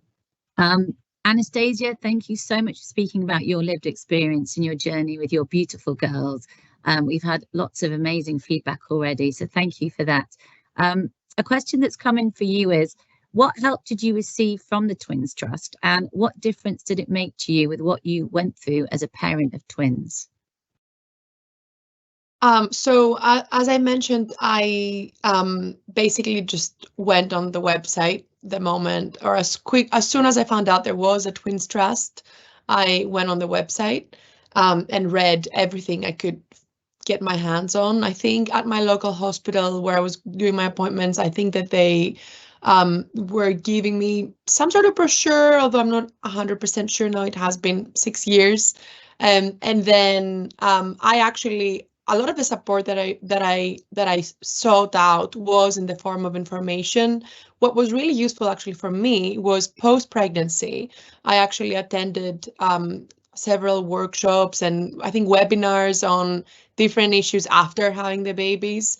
I think that when you're pregnant, you receive so much information. And for me, just the Twins Trust website was the way that I was sort of validating whatever I was receiving, that it was from the legitimate source, let's say. But afterwards, it's really useful to know that there is an organization that is representing the concept of multiples from pregnancy all the way throughout childhood. And that is a place that you can always go to, whether it's for pregnancy, for delivery, for feeding, post sort of breastfeeding, actual food, and then actually behavioral issues with twins, how to deal with schools, etc. The things that Shauna mentioned in the beginning. So for me, it's just been a constant source of information and a source of truth throughout, my journey. Right. Thank you so much, Anastasia, and for sharing your experience again and just reiterating the fantastic work that the Twins Trust do. Debbie, we've had a question coming in regarding the maternity engagement programme. And the question is, have all the units that have engaged in the maternity engagement programme seen improvements? And can you give more detail, please, on what information is contained in the audit and re-audit documents? Yeah, I can. Yes, the final report of the original project said that it found that every single unit that had been involved in the project had made an improvement in at least one area, if not more. So whether that was in the adherence or the patient outcomes or the progress with regards to setting up a twins clinic or a multiples midwife. And a lot, as I said, went further than that after we'd handed the re-audit document back over to them, and they used it as a business case, such as Pam demonstrated, to kind of instigate further change over and above their engagement in the actual project. So yes, there wasn't one unit out of the original 30, and even the ones that we've done in the paid for since that haven't made any improvements whatsoever. Regarding the audit document, Yes, so it's a pretty comprehensive document. It contains a summary tab, which details all the information that when the midwives go in to do the audit, they find out what's currently happening in the unit, any barriers, what's not in place, any innovations the unit are carrying out, whether it has a twins clinic, multiples midwife at that stage in time. So it's a basic overview of what's going on. There is a file data page which has the NICE adherence to each QS46 statement, which is just yes, no answers. There's no patient identifiable information. So they can have a percentage adherence for each statement and then an overall NICE adherence. And that again is obviously measured against at the end. There is a page with patient outcomes, which we gather from the unit to do with stillbirths, neonatal admissions and deaths and emergency caesareans. And again, that is compared at the start of the project and at the finish. And it's also compared with multiples regarding singletons and also against national averages, so the unit can see how they're faring with regards to national averages. And the main working part, which is the working document, which is what the midwives in the units follow as they go through the process, is the colour-coded action plan, which again is colour-coded in relation to the percentage adherence to the NICE guidelines, and it's full of what current practice is and the barriers they're experiencing, how they can overcome them, the support available, the suggested resources, and every time the midwife has a call with the unit, the progress is updated in the column. So by the end of the year, they've got a snapshot of start to finish of everything that has been achieved along the way, and to a sort of finishing point with us, but then a point that they can carry it forward afterwards. So the two documents are great to have as a starting point and one to carry on as a finishing point. Thank you very much, Debbie. That was really well explained. Pam, we've, I think, quickly got a last question for you potentially. The question is, postnatally, would twin and triplet patients benefit from a debrief appointment if the pregnancy was either complicated antenatally, intrapartum, or postnatally? There's two parts to this, really. I think if the current hospital where they're giving birth in has a multiple pregnancy midwife, you'll find that they still keep in touch with them. So then that debrief is usually done already and completed by the community midwife if needed. Or most hospitals have that opportunity to do what we call a birth afterthoughts. So it's usually a appointment that's made via the mother herself by phoning up the hospital or via a community midwife or a health visitor, which is can be done at any point up to 12 months after having the babies. And when you have that opportunity to just debrief and go through the notes sometimes so you can get better recollection of what happened, because sometimes it's so traumatic or that you're in pain or didn't quite understand what was happening. And then that kind of then gives you that opportunity to just think about the process and what actually happened. I find it's quite cathartic. I've done a lot of these sessions myself with women, and it really does help. But what happens is a lot of women tend to think about what happened to them when they're pregnant with the next pregnancy, and there's that gap there.